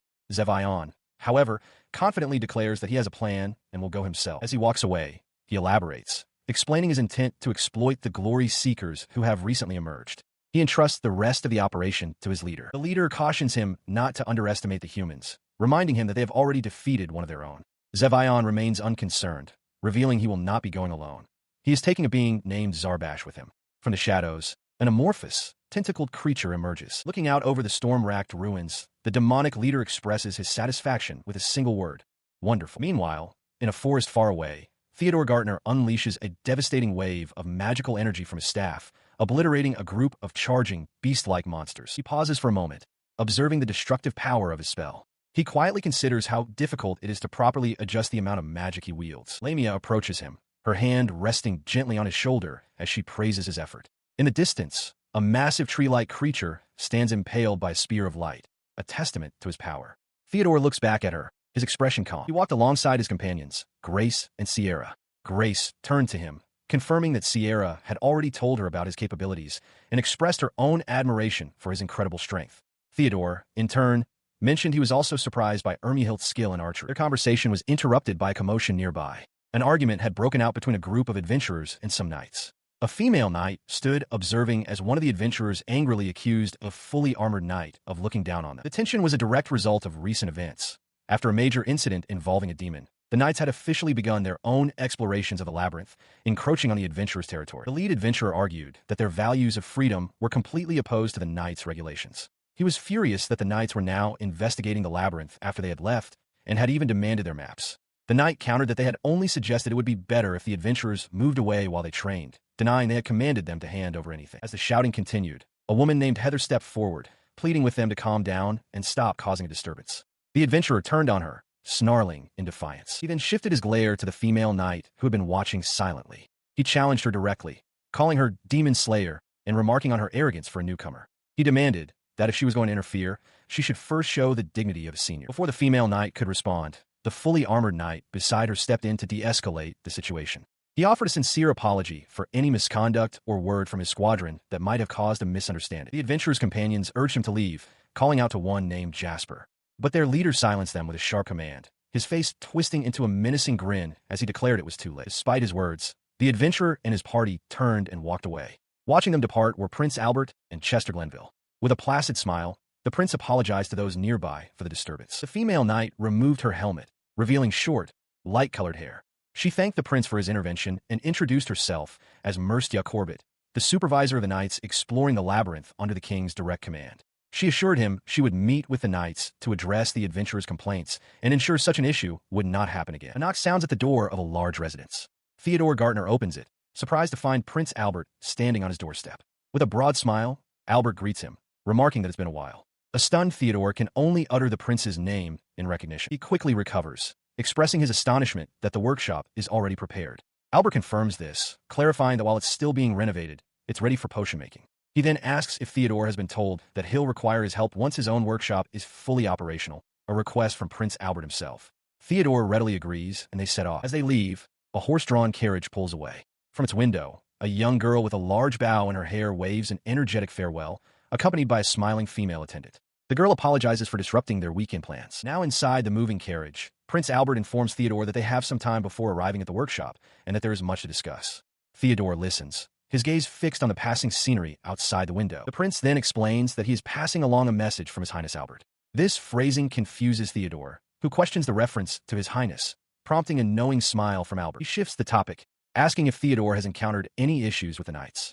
Albert reveals that they are searching for a sealed door within each sector of the labyrinth and offers his assistance should any problems arise. Theodore absorbs this new information, realizing the knights have a clear objective. He confirms that this is precisely what he wanted to discuss. Noticing his serious expression, Albert asks what's on his mind. He explains that friction is already building between the adventurers and the knights.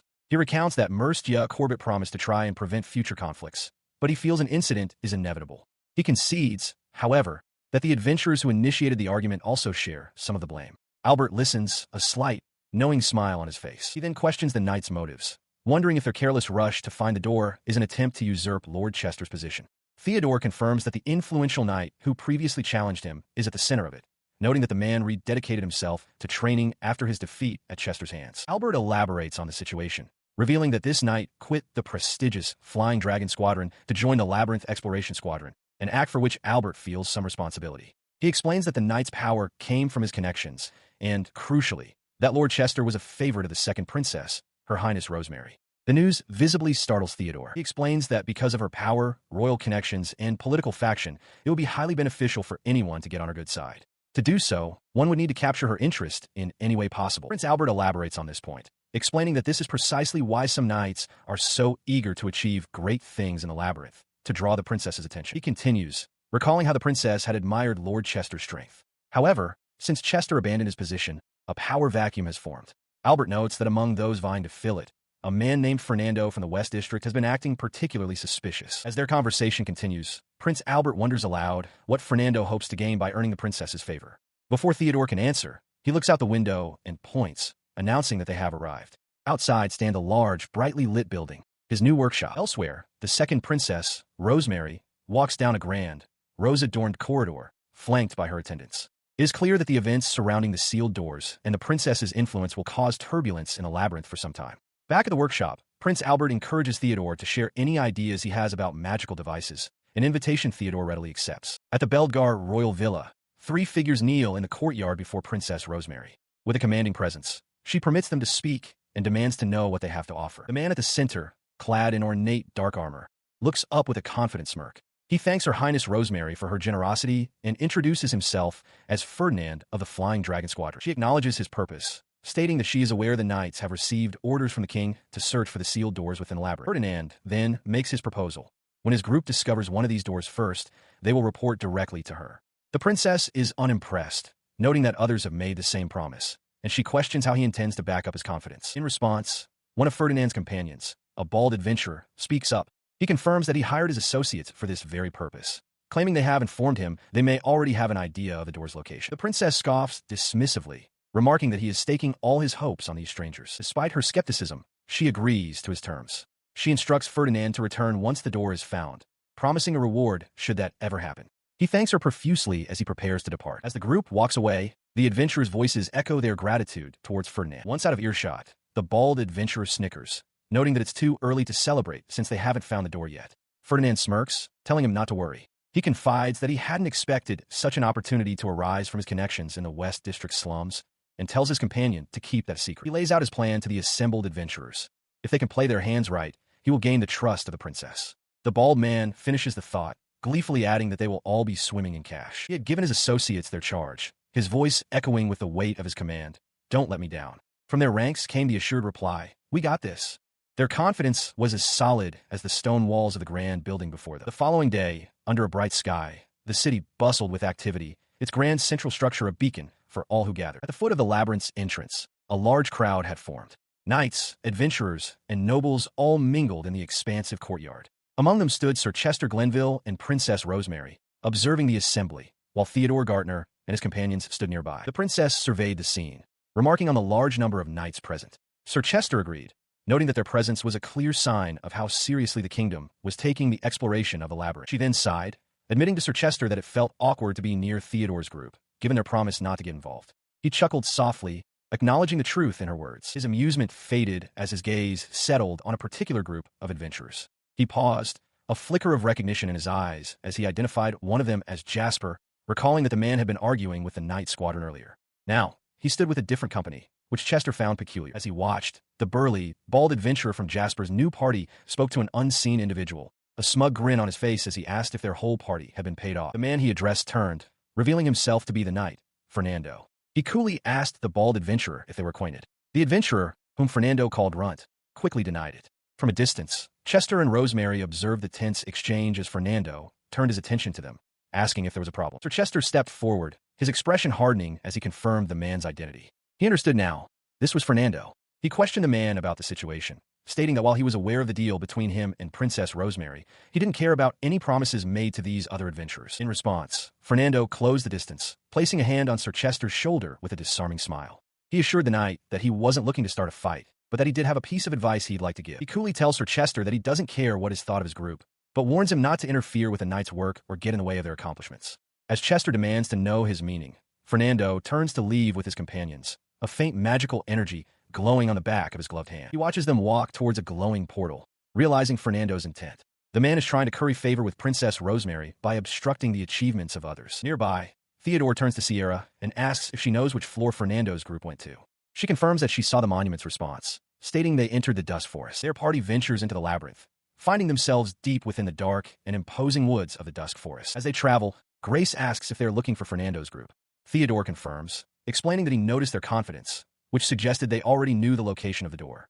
He simply advises his own party not to get in their way. Suddenly, her keen ears twitch. Sierra stops abruptly, alerting Theodore that someone is fighting nearby and seems to be in trouble. He immediately asks in which direction. She drops to all fours, ready to dart through the undergrowth. She asks if he wants her to lead the way, and Theodore urges her to do so. The source of the commotion is a massive, monstrous plant creature with a gaping maw. It is locked in combat with another party of adventurers who are struggling against its assault. One warrior bravely charges forward, her blade flashing. Her companions are in disarray. One woman clutches her head in pain, exclaiming that she can't focus because of a horrible song.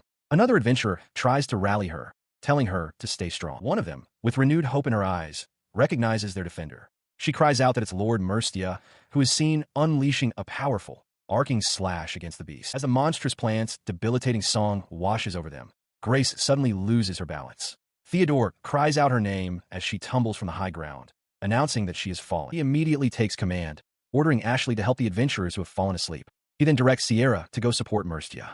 Monica acknowledges the plan, promising to provide cover fire. As the others move out, Monica turns her attention to a different threat.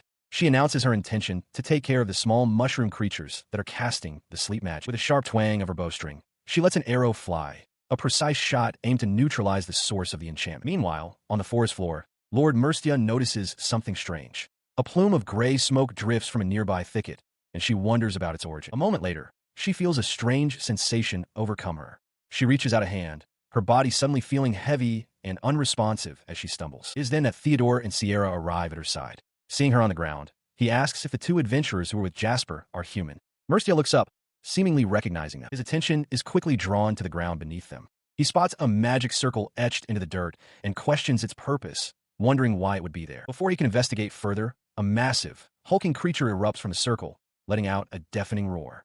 Theodore and Sierra can only stare in shock as the monster materializes before them. As the new threat emerges, Merstia finds herself ensnared. Invisible bonds tighten around her, pinning her arms and rendering her helpless against the looming beast. She cursed under her breath, parrying another blow as the chaotic battle raged around her. Meanwhile, in another part of the forest, a cloaked figure watched from a distance, noting that his quarry had escaped. Back at the site of the ambush, Merstia knelt, her attention drawn to a gleaming object on the ground. It was a black transportation gem. She picked up the fragment, realizing with dawning horror that it must have been the two individuals from before, summoning monsters specifically to attack the knights. Having pieced together the nature of the attack, she turned to her saviors. With a weary but grateful expression, she thanked them, admitting that her own forces might not have survived without their timely intervention. She continued her assessment of the situation, agreeing with one of her soldiers that the monsters' coordinated teamwork was unnatural. It seemed clear that someone had been controlling them, confirming a human influence behind the attack. As she pondered this, a new group approached. Theodore Gartner stepped forward, flanked by Monica and Sierra. He addressed her directly as Lord Merstia, asking if she was the one in charge of the Dusk Forest exploration. She confirmed that this area was indeed her assignment. He then pressed the matter, asking if she had the authority to hire adventurers for her mission. Before she could answer, he made his intentions clear, proposing that his group could provide the help she needed. Behind him, Grace and Ashley watched, ready to support his offer. Her subordinate, however, immediately saw a problem. He reminded Merstia that it would be complicated, pointing out that they had previously dismissed other adventurers as an obstruction. To turn around and ask for help now, even though they needed it, would be a difficult reversal. She listened to his point and acknowledged it. After a moment of consideration, Merstia announced her decision. They would retreat for now and return when better prepared. She intended to investigate the forest more thoroughly next time.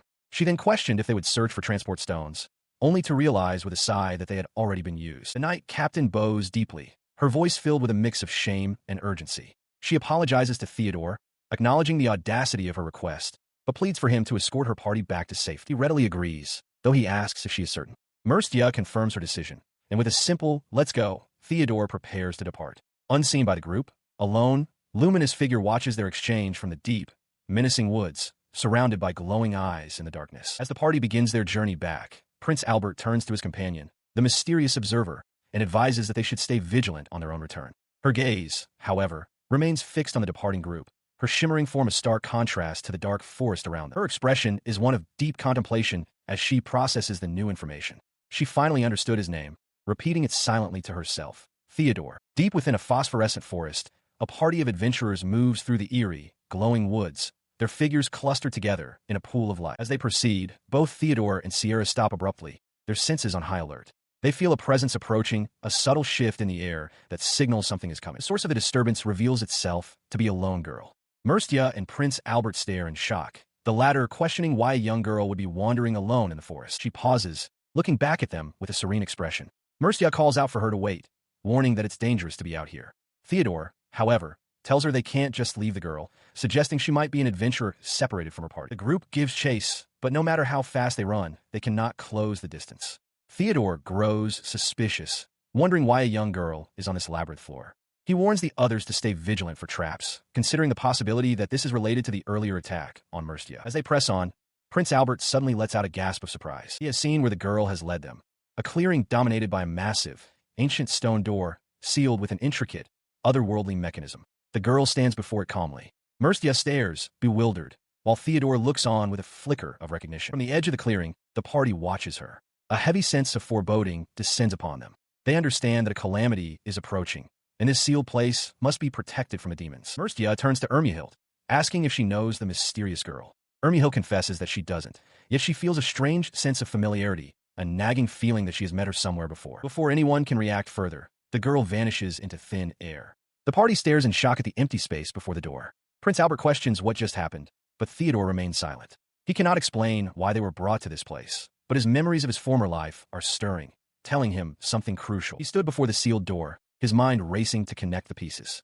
If Ermihild's familiarity was tied to her memories of the labyrinth, then the girl might be an ancient presence, perhaps even a guardian. Her warning of an approaching calamity and her sudden disappearance through the door underscored its immense importance. Mercia agreed with his assessment of the unexpected outcome, stating that their focus now must be on getting out of the labyrinth. With their new objective set, the party turned back, making their way through the dark, eerie forest illuminated only by strange, glowing flora. Their path was suddenly blocked as a monstrous, carnivorous plant erupted from the earth, its maw wide as it lunged at the adventurers. After felling the beast, they found it had left something behind. Mercia held up a glittering black gem, she and Theodore examining the unexpected prize. The gem was their way out.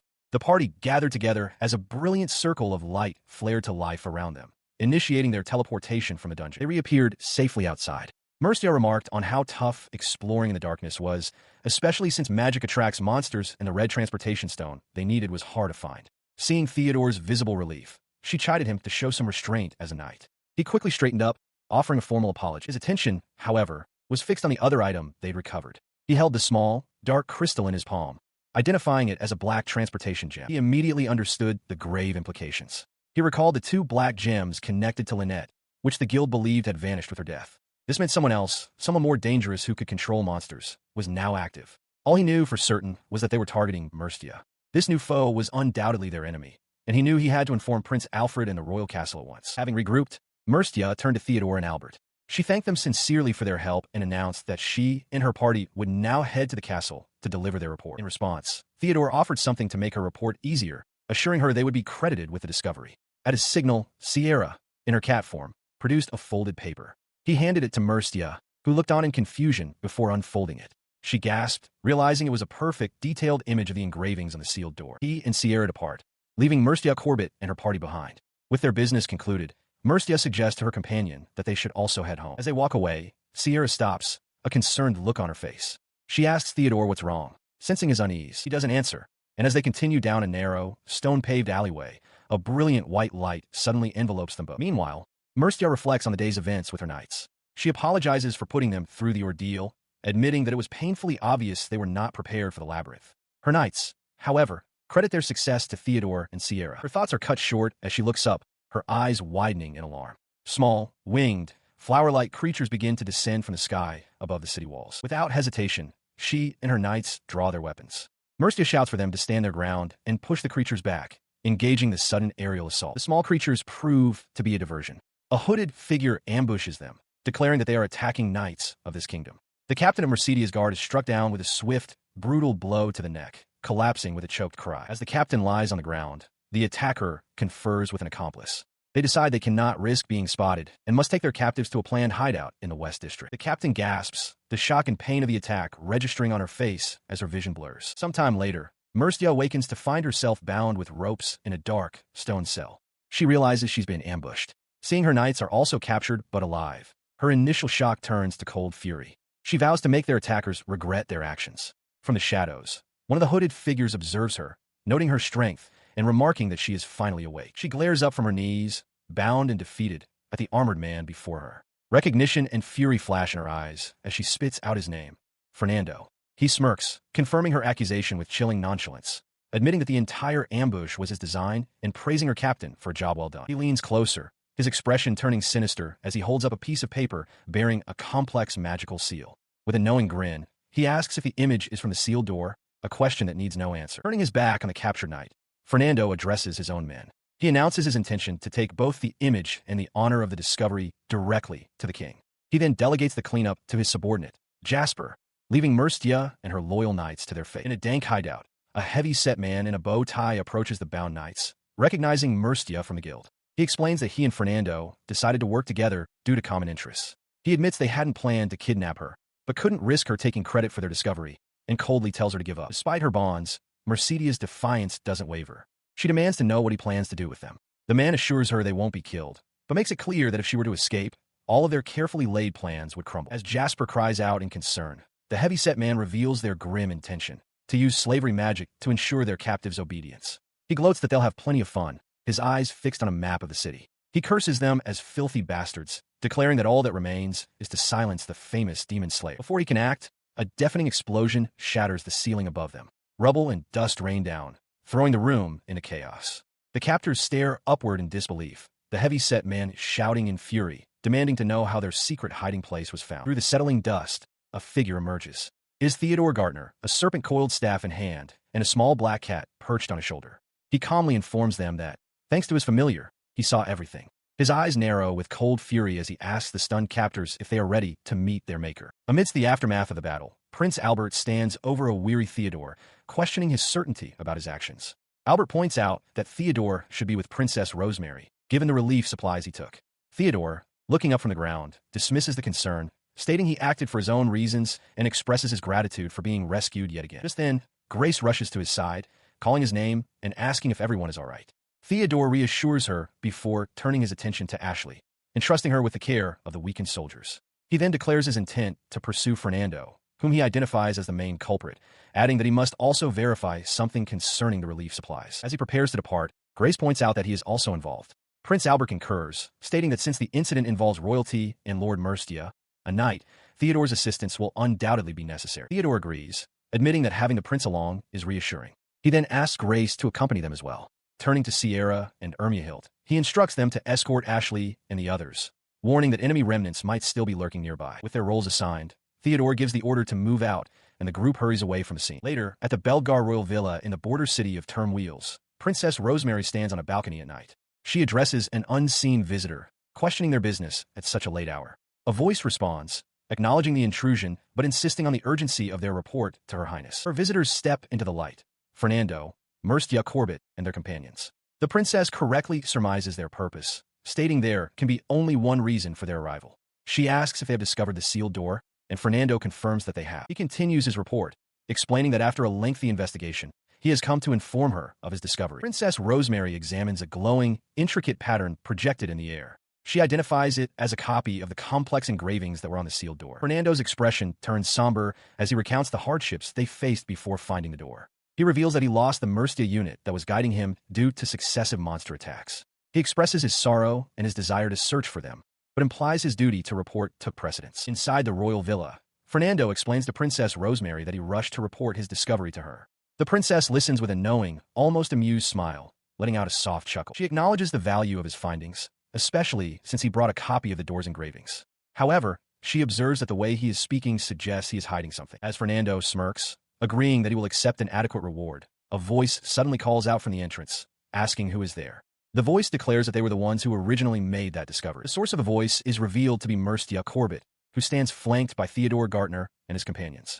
She confronts Fernando directly, who stares back, utterly stunned and stammering her name in disbelief. An attendant apologizes to Princess Rosemary for failing to stop the intruders, but the princess calmly tells her not to worry. Her gaze is fixed on Theodore, identifying him as the rumored demon slayer. She turns her attention back to the aghast Fernando. With cold certainty, she tells him that thanks to his actions, she now knows who the real fool is, adding that his fabricated story no longer matters. Merstia then addresses the princess directly. She states that she will personally deliver the copy of the engravings to the king, and that the princess is free to dispose of Fernando as she sees fit. Theodore steps forward, confirming to Princess Rosemary that he is indeed the demon slayer and is present for a specific reason. The princess listens, acknowledging his point, but noting that she has her own concerns about his presence. He then points to two of Fernando's men standing nearby. With conviction, Theodore declares that he suspects these two individuals of being demons, causing both Fernando and the princess to react with shock. Mercia asks if he is certain.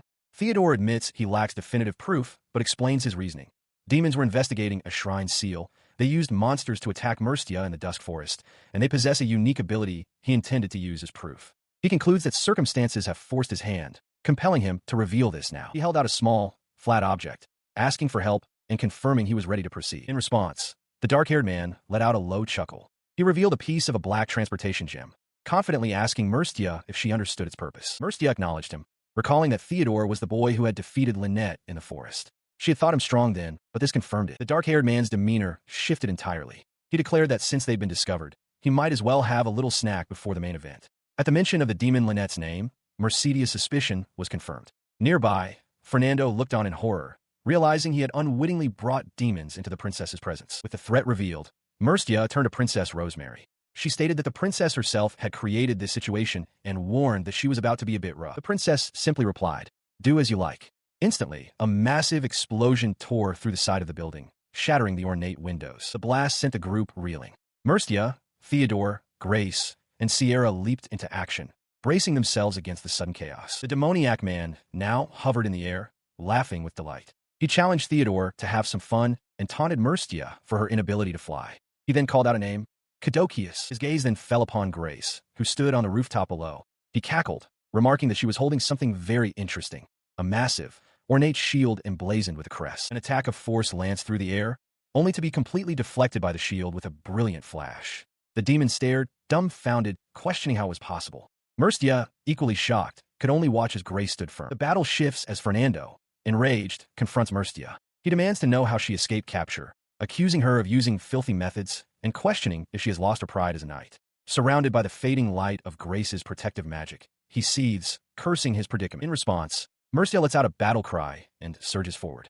Fernando's eyes widen in surprise as he recognizes her technique, a martial art. She closes the distance between them in an instant. Her attack connects with brutal force, striking Fernando's head and sending his helmet flying through the air as he cries out in pain. As he is thrown backward by the impact, his ambitions crumbling, Mercia stands resolute. She declares with finality that there is no place for scum like him within their Knight Order. Watching from the sidelines, Theodore observes that Lord Mercia has successfully contained Fernando. His focus is immediately broken by his opponent, the dark-haired man, who mockingly praises him for being able to look away during their fight. The man lunges, but Mercia has already turned her attention to him. Declaring that he is also a target, she fires a projectile from a device mounted on her arm. The projectile, a resonance mine, streaks toward the dark-haired man. He glances back in surprise just as it detonates, engulfing the area in a massive explosion of force and light. Emerging from the dust, the dark-haired man is impressed. He praises the magic's power and rapid casting, noting with admiration that Theodore dodged it. Finding the boy's potential wonderful, he laughs and commands his unseen ally, Zarbash, to stop holding back and unleash its true power. In response to his command, a colossal, shadowy demonic figure erupts from the ground, facing off against an equally massive, white mechanical golem that appears to counter it. The very earth cracks under the strain of their sudden manifestation. The demonic figure, wreathed in hellfire, addresses the stunned onlookers, Theodore, Princess Rosemary, Mercia, and Ophelia. It declares that it has not yet introduced itself, before announcing its name with terrifying authority. Zebian, the Hellflame. The towering demonic figure, Zebian, expresses his amusement with the battle. He looms over Theodore, demanding the boy's name before his imminent death.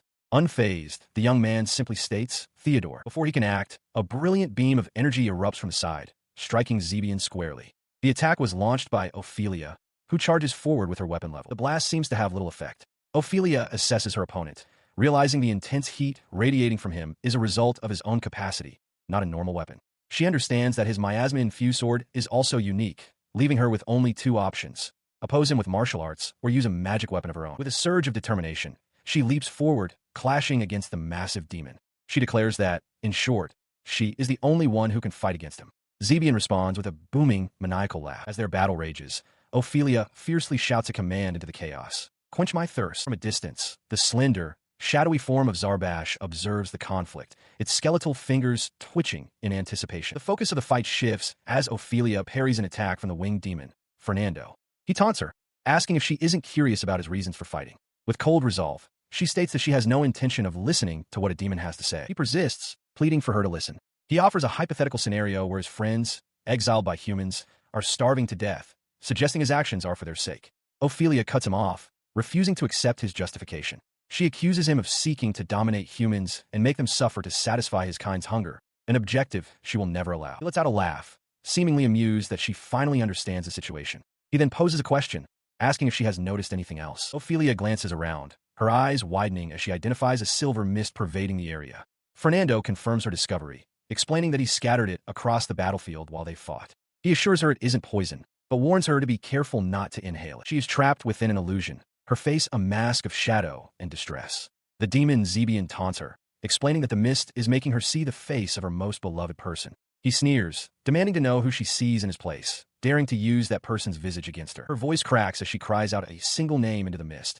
Grace! At that moment, a small, winged familiar, glowing with a faint light, takes flight nearby. From a distance, Theodore Gartner's voice cuts through the confusion, shouting a command for her to close her eyes. She obeys without hesitation. With her vision now obscured, Zebian scoffs at the idea of her fighting him blind. But Theodore's voice rings out once more, this time telling her to open them. However, it is not Ophelia who engages the enemy. Instead, Grace lunges forward, whipping a heavy chain through the air with formidable strength. Her strategy becomes clear. With her own eyes shut tight, she is using vision sharing, borrowing the sight of Caduceus to perceive the battlefield. This allows her to completely bypass Zebian's illusion. The demon, now ensnared by her chains, realizes his deception has failed. Declaring that she's had enough, she pulls hard on the chains, yanking the demon through the night sky and breaking his flight. He is dragged across the ground, stunned by this turn of events. He can only stammer that it's impossible. In an instant, she closes the distance. A wicked blade extends from her weapon, and she slashes it deep into Zebian's armored body. The demon gasps, his form shattering under the force of the devastating blow. She watches with a faint, satisfied smile as her attack finds its mark. The demon Zebian cries out, blood spraying from his armored form as he plummets through the sky, grievously wounded. Despite his injuries, a booming laugh escapes the demon. Far below, amidst the swirling chaos, he spots a new challenger, Theodore Gartner. The young man wastes no time, announcing his arrival with a powerful spell. A volley of sharp projectiles, an icicle lance, streaks through the air toward Zebian. Zebian deflects the attack with ease, declaring how much fun this is. Suddenly, a patch of empty space beside him erupts violently. The demon's eyes widen in shock as he realizes Theodore caused the explosion, wondering if he possesses the fabled magic eyes. The two combatants face each other in the turbulent sky. Zebian admits he never thought a mere human could be so capable, nor that he would enjoy a one-on-one fight to this extent. With a grin, he declares that the preliminaries are now over. On the ground, Ophelia observes that the serious fight is about to begin, its outcome to be decided in an instant.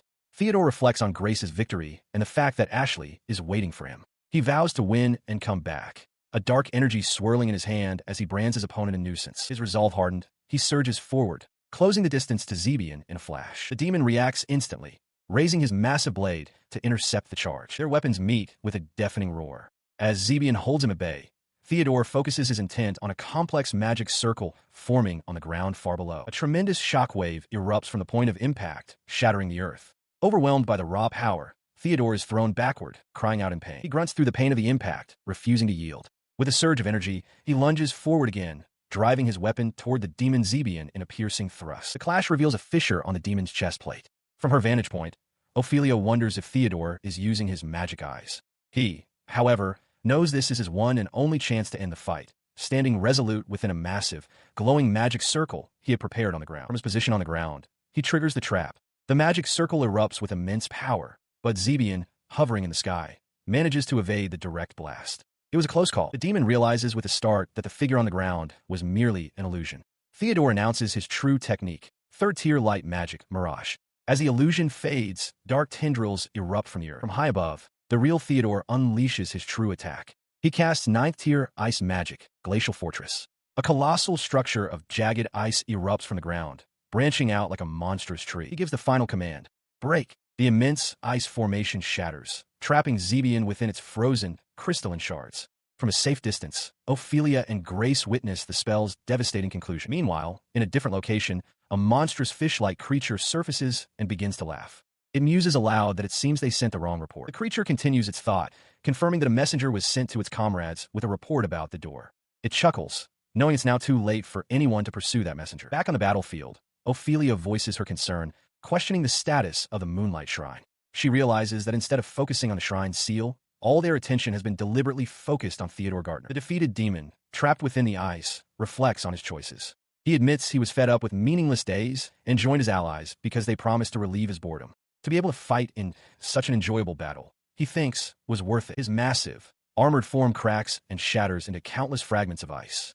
As he disintegrates, his voice echoes with a final, chilling message of gratitude for the demon slayer. Nearby, Mercia Corbett watches the spectacle unfold, a sharp, mocking laugh escaping her lips. Her laughter cuts off as she bellows his full name, her voice filled with fury. From a high vantage point, Theodore Gartner is seen standing alone amidst the debris, his staff held ready. He stands over the dissipating vortex of his spell, a swirling nebula of magical energy fading into the air. Unseen by him, a woman with long, flowing hair observes from a distant balcony. A quiet chuckle builds into delighted laughter as she witnesses the display, her eyes wide with fascination. She finds the power on display to be utterly incredible. Standing over the defeated, armored form of Zebian, Mercia Corbett demands to know why he would betray his fellow knights and join the demons out of greed. She declares that he must face his punishment like the knight he claims to be. Turning her attention to Theodore Gartner, she announces that she will leave the captive in his care as she and her companion depart. Nearby, the mysterious observer asks Theodore if he is certain he requires no aid for his wounds. He reassures her that while he was burned, the injuries are not serious, and she need not worry. He then turns his attention back to Mercia, remarking that no one could have anticipated two demons infiltrating the area, and that stopping them was likely impossible. With a somber expression, Mercia accepts the responsibility, stating that she is deeply sorry for the deplorable incident caused by the knights. She informs Theodore that they will handle the rest of the situation. Before departing, she adds that the Night Order's captain will visit him later to get some explanations. With a final farewell, she turns to leave. As she leaves, Theodore bows slightly, looking utterly spent. He tells his companions that he is tired and going home to sleep, reminding them that despite his appearance, he is still just a child. The mysterious observer calls out his name, her voice laced with concern. He offers a faint smile before turning and walking away with the observer, leaving a stunned Mercia to watch them depart through the gates of a grand estate. A new day dawns, the sun rising over the city spires. A carriage pulls away from the curb outside the estate as Mercia, now on foot, walks purposefully down the street. Her destination is Theodore's front door. He answers, looking weary. Mercia greets him and apologizes for the intrusion, explaining that she is not there in her capacity as a knight, but as a messenger for the royal family. She elaborates that His Highness Melvin wishes to discuss a matter concerning the labyrinth. Furthermore, the prince wants to hear a direct report about the demon he defeated. He listened as Grace relayed the rest of the message. The king wished for her to accompany him, and had also promised a reward for the defeat of the demon. Theodore simply acknowledged the request. He confirmed that he understood and would certainly bring Grace along. With a smile, Mercia thanked him and bid them farewell for the time being. Sometime later, having made their way to the royal castle, Grace turned to him at the grand entrance, preparing to welcome him once more in a more official capacity. Their arrival did not go unnoticed. Within a grand hall, King Melvin gestured towards them, welcoming Theodore by name and stating that Mercia had told him of his recent accomplishments. He responded with a deep bow, thanking His Highness for the reception. The king waved off the formality, telling him to be at ease now that the official audience was over. Before discussing the matter at hand, he announced his intention to introduce two other individuals present in the room, causing Theodore to glance in their direction. The first, an older man with a prominent beard, introduced himself as Ricardo, the royal court magician, and praised Theodore for defeating the demon. The second, a woman in full armor, identified herself as Mildred, the captain of the Night Order, and noted that he had been a great help to the knights. Mildred then addressed the king, asking permission to deliver the Night Order's report first. As the king agreed, Mercia looked on, slightly embarrassed, telling her captain that there was no need to thank her for the rescue. She began her report, clarifying it was about Mercedia's attack and the demons Fernando had brought into the castle. Mildred explained that magical interrogation of Fernando had yielded no useful information about the two demons. She also revealed they had been traveling with an adventurer named Jasper, which was likely why Theodore's party hadn't encountered them. She concluded by vowing to ensure Fernando received an adequate punishment for his actions. The information settled in Theodore's mind. He reasoned that since the demons had infiltrated a team formed by Fernando himself, the Night Order, as an institution, was likely not involved in the situation. He confirmed their suspicions, explaining that the demons Zebian and Zarbash seemed to share the same objective as Lynette, the investigation of the labyrinth. Mildred, having concluded her own report, thanked him for his concern and prompted him to continue. The king then turned his attention to the court magician.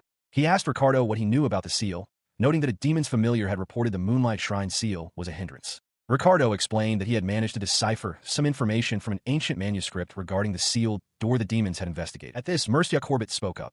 She admitted she didn't know what the object was that the demons retrieved, but since they went to such lengths to get it, it was best not to let them keep it. The discussion brought to mind the ancient battle between the Moonlight Shrine and the demons, and the powerful seal that was forged in its aftermath. She was certain they were planning something nefarious. The Moonlight Shrine had been victorious in that ancient war, snatching something of great importance from their demonic foes. Ricardo then elaborated on the shrine's defenses. He explained that beyond the sealed door, there's a gem used to maintain the functionality of the shrine's many barriers. This gem is treated as an offering to the shrine of the four great spirits. The king correctly deduced this meant there were likely 3 other doors. He continued, revealing that the ancient manuscript foretells a time when the barriers, powered by the gem's energy, will weaken. That time, he warned, is near.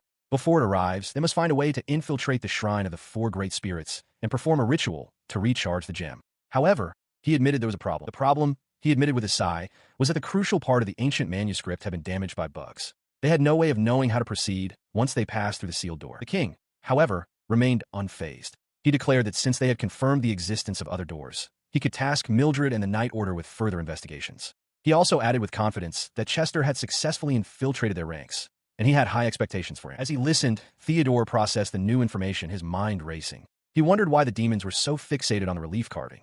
If they combined the information from the relief with the manuscript's warning about the weakening barriers, they might be able to predict the exact time. A realization struck him. The relief wasn't just a carving, it was a trajectory map. He then voiced his discovery to the astonished king. The relief, he explained, showed the location of a celestial body. He explains his theory to the king, clarifying that the relief pattern on the sealed door is not just decorative, but a match for a specific celestial body. He hypothesizes that when this celestial body aligns with the Moonlight Shrine's territory, it triggers the door's opening mechanism. Merstia, listening intently, expresses her deep regret that they couldn't stop the demons from acquiring this same intelligence, fearing they will now amass a large force at that location. He agrees that her concern is valid. Since the recent attack by the 2 demons, the entire city has been on high alert with all its defensive barriers activated. However, he admits that they still don't know the full extent of what the enemy is planning. The king, having heard enough, declares that he now understands the problem and the necessary course of action. He announces a plan. The moment the door opens, their forces will coordinate with those of the Moonlight Shrine to retrieve the 3 remaining doors.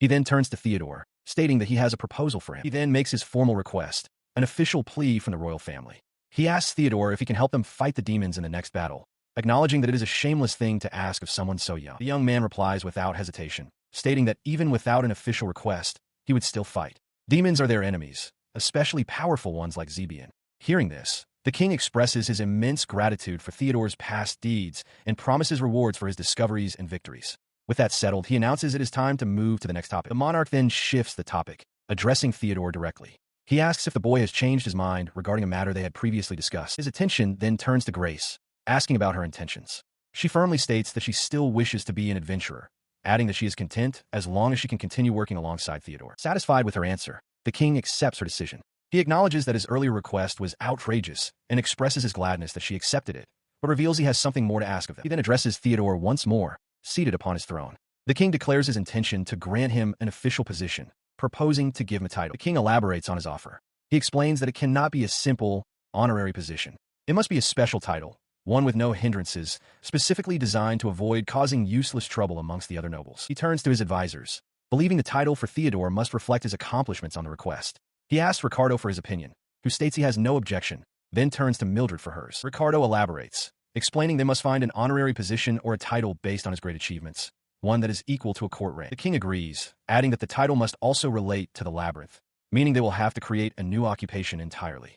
Mildred interjects, insisting the title must have clear authority and be distinct from a simple honorary position. The king claps his hand, acknowledging she is right. Theodore listens to the deliberation, a bead of sweat forming on his brow. He watches them, thinking that while they're deep in thought, he knew from the beginning what the outcome would be. The king then turns his full attention to him. He announces that from now on, Theodore will explore the labyrinth as his personal representative, and that he will bestow a title that makes this authority clear to all. Kneeling before the throne, Theodore Gartner receives his new station as the king's voice proclaims his new title, Ambassador of the Underworld. He explains that with this title, Theodore will be able to act directly on his behalf, giving him a way to overcome any hindrance he might face. He then offers an additional reward for the defeat of the demon Zarbash.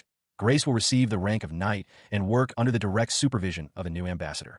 He asks Theodore if he would accept. His voice echoes from below, clear and resolute. He accepts with pleasure. He was met in an ornate hallway by a young woman of high standing, flanked by 2 maids. She immediately noted his tardiness. Addressing him as Theodore, she acknowledged that his recent fight with a demon was entertaining, but she had heard he had accomplished even greater feats since. Stepping closer, she lifted a black rose to his collar, her gaze intense. With an air of command, she made a direct proposition for him to become her servant. She demanded an answer, adding with a smirk that she found the defiant, cheeky look in his eyes to her liking. He calmly declined the princess's offer, explaining that he could not accept as he had already committed to a request from the king himself. After a moment's thought, she conceded. Since he was her father's guest, she would forgive his insolent attitude. Turning away with a dismissive air, she began to complain aloud. She was bored of hearing about demons and found the constant talk of the labyrinth to be tiresome. She cast a final, cold glance back at him from the grand doorway. If that was what he was interested in, she declared, he would have to look elsewhere. A grand, multi-spired temple stands atop a massive stone foundation, its steps leading up to an imposing arched entrance. Inside, Theodore Gartner approaches a priestess, introducing himself and stating his purpose. He has received a request from His Majesty to investigate the sealed gate and wishes to be updated on its progress. The priestess calmly gestures for him to follow her deeper into the temple. As they walk through the hallowed halls, she acknowledges him as Theodore Sama, mentioning that she has heard of his many acts of bravery. She leads him to a study, assuring him that they have received word from the royal palace and are prepared to assist him in any way they can. Seated at the table, Theodore is presented with a document by a woman with long, light hair. She confirms his objective, to find the connection between the relief on the sealed gate and the position of a celestial body. He affirms that this is correct. The priestess elaborates, explaining that they have examined the matter in conjunction with past records from the temple and have also summoned specialists in astronomy to aid their investigation. The long-haired woman then prepares to reveal the conclusion they have reached based on their combined research. She announces their stunning discovery. The pattern on the relief is directly related to the movement of the planet. Theodore looks up, his eyes wide with surprise. The priestess adds that their analysis has allowed them to narrow down the exact time when the gate will open, questioning if it was worth giving Caduceus a copy of their full report. The other woman clarifies the grave implication. The seal on the gate within the Forest of Dusk will likely break in the coming winter, creating an opportunity for the demons to make their move. Theodore absorbs the news, understanding that a definite timeline has just been set. He thanks the priestess for the information. She assures him that the temple will continue its investigation and will inform him of any further progress. As they conclude, the mysterious observer points out that a woman has been watching them. It is Her Highness, Marlene, who appears slightly embarrassed to be noticed. The observer politely asks how she may be of service to the princess. Theodore then turns to greet her, acknowledging that it has been some time since their last meeting. She smiles gently and invites the observer to come closer and join their conversation, insisting there's no need to stand a distance. The invitation catches the observer off guard, and she lets out a gasp of surprise as the door swings open. The temple priestess then turns to Theodore, confirming her understanding that he is already acquainted with Her Highness. He clarifies that they did meet once before at the royal palace, but it was only a brief, direct encounter. The priestess thoughtfully acknowledges his answer. Theodore then apologizes, explaining that there is a reason for the princess's recent behavior. He reveals a startling fact. Her Highness Marlene is unable to speak. He continues, recounting a tragedy from her past. As a child, her life was threatened by poison at a banquet. Her mother, a shrine maiden of the Moon Temple, sacrificed her own life with a spell to transfer the poison into her own body. Though the princess survived, she has been unable to speak ever since, a lasting consequence of the ordeal. He concludes with his own theory. The king, heartbroken by the tragedy, decided to send her away from the palace and into the temple's care to lessen her grief. Theodore believes that because she possesses such great magical power and talent, she has the potential to become a shrine maiden. The temple priestess explains to Theodore that Princess Marlene intends to join the temple in the future. Nearby, a mysterious observer watches the princess, thinking that while Marlene is currently just an apprentice, she is destined to become a great person someday. Her expression softens with resolve as she wonders if there is anything more she can do to help her. The priestess, meanwhile, tells Theodore that she hopes the princess will be fine long after she herself is no longer with the temple. From a hidden vantage point, the mysterious observer reflects on Marlene's tragic life, losing her voice and mother, being sent away, and living in constant insecurity. She notes that the princess puts up a guard, a fact that breaks the observer's heart. Her thoughts culminate in a single wish: for there to be a place where Princess Marlene can finally live in peace. The scene shifts to a training yard where Theodore stands amidst the wreckage of several golems. He is approached by Sierra and Ermihild. He asks what they need, and Sierra explains they're doing special training for an upcoming battle and have something to discuss with him. When he asks what it is, Sierra declares that they want to move into his house. Ermihild elaborates, saying they've heard he will become busier, and as a scoutmaster, staying together would allow them to better protect everyone. They wish to remain by his side. Theodore is momentarily taken aback, but readily agrees, confirming he has enough spare rooms for them. His quick acceptance makes Ermihild blush, while Sierra remains focused. Energized, Sierra declares she will go convince Grace immediately. As she runs off, Theodore calmly agrees, but reminds her that she'll still need permission from Grace and the others. He watches as Sierra and Ermihild join Grace and Lamia in the training yard, all of them now battling the practice golems. A small smile forms on his face as he muses that things are about to get even livelier. With arms outstretched in a boisterous welcome, Prince Albert greeted his guests. He announced that he had been waiting and welcomed Theodore and his companions to the Brightwaltz workshop, noting it had been some time since their last visit. His eyes then fell upon Grace, Sierra, Lamia, and Ermihild, and he asked Theodore if the weapons they carried were not difficult to manage. Theodore looked around, a flicker of confusion on his face as he realized someone seemed to be missing. Noticing his reaction, Albert explained that this was related to one of the things he wanted to discuss. He then stated that he had someone he wished to introduce. He then gestured towards Theodore, who simply stared back, unamused. From behind him, a young girl with long, light-colored hair appeared. Albert introduced her as Marion, one of his relatives, explaining that he had brought her along for a change of pace. Marion offered a small, shy smile. Grace stepped forward, offering a polite greeting to Marion. Albert added that his relative was quite well-behaved and able to sit still, implying she wouldn't be a bother. She then turned to the others, placing a finger to her lips as she apologized for Marion's shyness. The young girl, meanwhile, hid behind Albert, peeking out timidly. Noticing Marion's curious gaze, Grace opened a small, ornate box filled with embroidery supplies. She kindly asked Marion if she was interested in the craft. With a gentle invitation to join them, Grace took Marion's hand and led her toward the other women. Marion's initial shyness gave way to a bright, eager expression as she was welcomed by Sierra, Lamia, and Ermiel. As he watched the scene unfold, Theodore's mind began to work. He recalled that Prince Albert, currently disguised as Alfred, had introduced the girl as a relative. He also noted that her inability to speak was strikingly familiar. The pieces clicked into place. He concluded there could be no mistake. Marion's true identity was Princess Marlene, the third princess of the Belgar kingdom. He surmised that, like Albert, she was likely using magic to alter her appearance. As the disguised princess and her new acquaintances converse in the distance, Grace expresses her relief to Theodore. She remarks that she now understands his insistence on bringing the other women along, believing their presence helped the shy girl relax more than being with just two men. He agrees with her assessment. Prince Albert then steers the conversation toward business, declaring it's time to discuss their work and suggesting they begin with Theodore's contributions. The prince laughingly brings up Theodore's new title of foreign ambassador, joking that he can no longer speak to him as casually as before. With a weary expression, Theodore asks him to stop the teasing. He shifts the topic to the serious matter at hand, confirming that along with the title, he has received a direct request from His Majesty. Their mission is to cooperate with the royal family in the fight against the demons. Continuing, Theodore explains that he anticipates his daily training will become more intense. Therefore, he considers it essential to properly repair and maintain his weapons for any emergency. He formally asks Prince Albert for his assistance. Prince Albert laughs heartily and agrees without hesitation, telling Theodore he can count on him. With that settled, Theodore announces that it is now his turn to contribute his part to their arrangement. The prince then shares his own ambitions. He explains that having built the workshop and crafted various magical tools, he feels it is time to expand his horizons and challenge himself to create entirely new things. He offers to help Theodore by creating solutions for any inconveniences he might face while exploring the labyrinth. Theodore thoughtfully considers the offer, pondering what issues he has encountered. An idea strikes him. He muses that a tool for communication over long distances would be incredibly useful. Prince Albert encourages him, stating that if there is anything at all he needs, he simply has to ask. As Theodore speaks of magical tools for communicating when people are far away, his eyes drift across the vast workshop. He sees the group of women, now just small figures in the distance, perfectly illustrating the very problem he described. He listens as Prince Albert shifts the conversation to the topic of Lord Chester, prompting a curious reaction from Theodore. In response, Theodore explains his belief that Lord Chester is currently exploring the Great Corrupted Swamp, where the Sealed Gate is located. He muses that if Prince Albert could inform him about the potential use of magic tools, it would greatly reduce the burden of his search. The prince acknowledges the difficulty, explaining that even if he wished to speak with Chester directly, the chivalric order has a promise not to interfere. However, because the Sealed Gate is a matter of national importance, he agrees to inform them of Theodore's suggestion. With that settled, he concludes their discussion for the day. He announces his intention to begin the weapon maintenance immediately and tells the others to take their time until it is finished. As the prince gets to work, Theodore's attention shifts to his companions.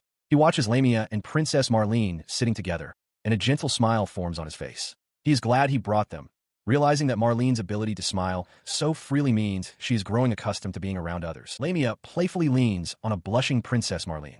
Her cheerful moment is interrupted when she spots Theodore watching them from across the room and calls out his name. He seems unfazed, instead looking down at a piece of paper in his hand with a knowing smile. He thinks to himself that this situation is not about being disliked. He then turns his attention to the princess, addressing her by her alias. Marion, he asks, "Do you know what this is?" In his hand, he reveals a freshly folded paper airplane. He sends a simple paper plane soaring through the air. He releases the folded paper, sending it gliding from the high window.